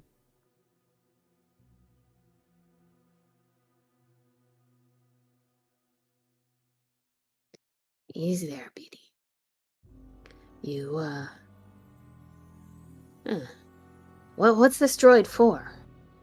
Is it a repair droid is it a repair droid? Frankly, from what I could see, it could do just about a little bit of everything. He scoops it up or tries to scoop it up into one hand. It's a little bit bigger than that. You can definitely, pull him up into your arms and it'll kick its little feet up. Okay, so he scoops him up with both hands then and sort of inspects him and then sets him rather uncertainly on his shoulder. Or is it? It's probably, maybe it's too big for that. No, it totally can perch on your shoulder, and it's happy to do so like a parrot. You seem like a friendly little guy. Happy beeping ensues. Not sure I can really recommend our little expedition to you. Seems like a good way to get a cute droid killed, but then we do have to go back to that Hutt's palace again. Either way. It kind of beeps defiantly and then turns its head. A blue light shines from one of its eyes, and a quick little holo recording plays. That same young man you saw in the prison cell, lightsaber in hand, fighting what looks to be not the same eyeless man you saw before, but someone dressed just like him. Is this guy also eyeless? You can't tell. This one's wearing a helmet. Okay. I watch this play out. I'm guessing it does not go too well for the young man. Oh no. Like, it's neck and neck. Like, he's holding his own pretty damn well in the fight before it shuts off again.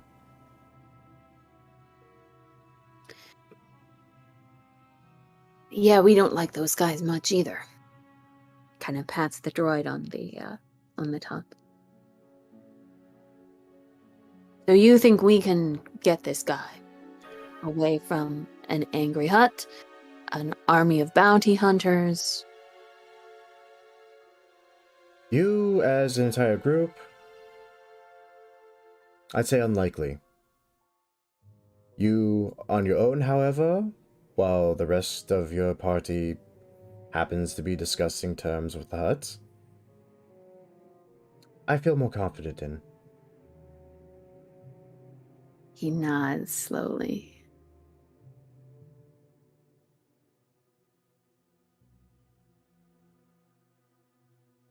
Maybe. And this guy needs to get off planet too? Oh yes, very much so. Yeah. Going around, I think. Well, no promises, but I'll see what opportunities present themselves. And he stands up. He kind of just motions for the door, a little smile on his face. The door opens up on its own. Vin watches this, blinks, and shakes his head. You know, you said you would explain, but somehow I'm only leaving here with more questions.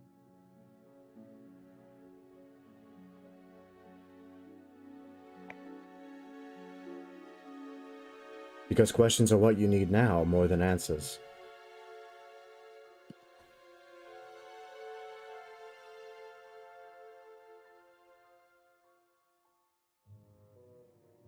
Vin just gives him a very skeptical look and steps out the door, checking first to make sure that no one is around to see him exit. And with that, he gives a little wave, the door shuts, and you hear his voice one last time in your mind. Quinlan Voss is my name, by the way. I'll remember it. How do you do that? No, never mind. I'll remember it. And he walks back towards his room, just a little bit put out at this repeating experience of, hearing a voice in his head and just, magically not being able to tell where it came from. Come on, little guy, come on. We're going, well, back to bed at least. The way things are going, sleep is probably a tall order.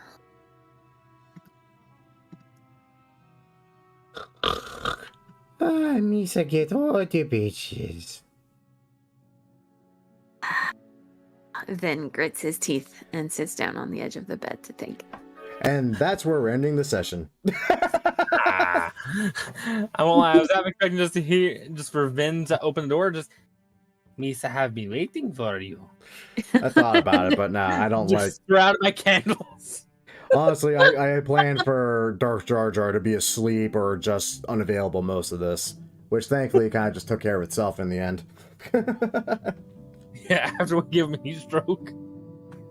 Yeah. Yeah, I'm just sitting there thinking, it's like, oh god, they said the air conditioning doesn't work in the speeder, and they left them in there to go meet Jabba. Oh shit, this is gonna be bad. Yeah, not gonna lie, I was extremely out of characterly motivated to have the character just stowed away someplace where he could plausibly not be involved with events, but it worked out well, I thought, and he didn't die. We could just leave him in the cantina, lock doors and stuff. He only just started rolling con saves by the time you guys finally opened the door.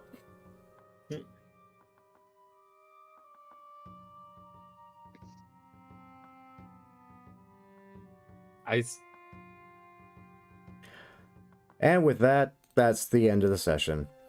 As usual, though, I hope you all watching have enjoyed. If you all did enjoy, a great way of showing that support, as always, is by liking the video, subscribe to the channel, and of course sharing it with your friends.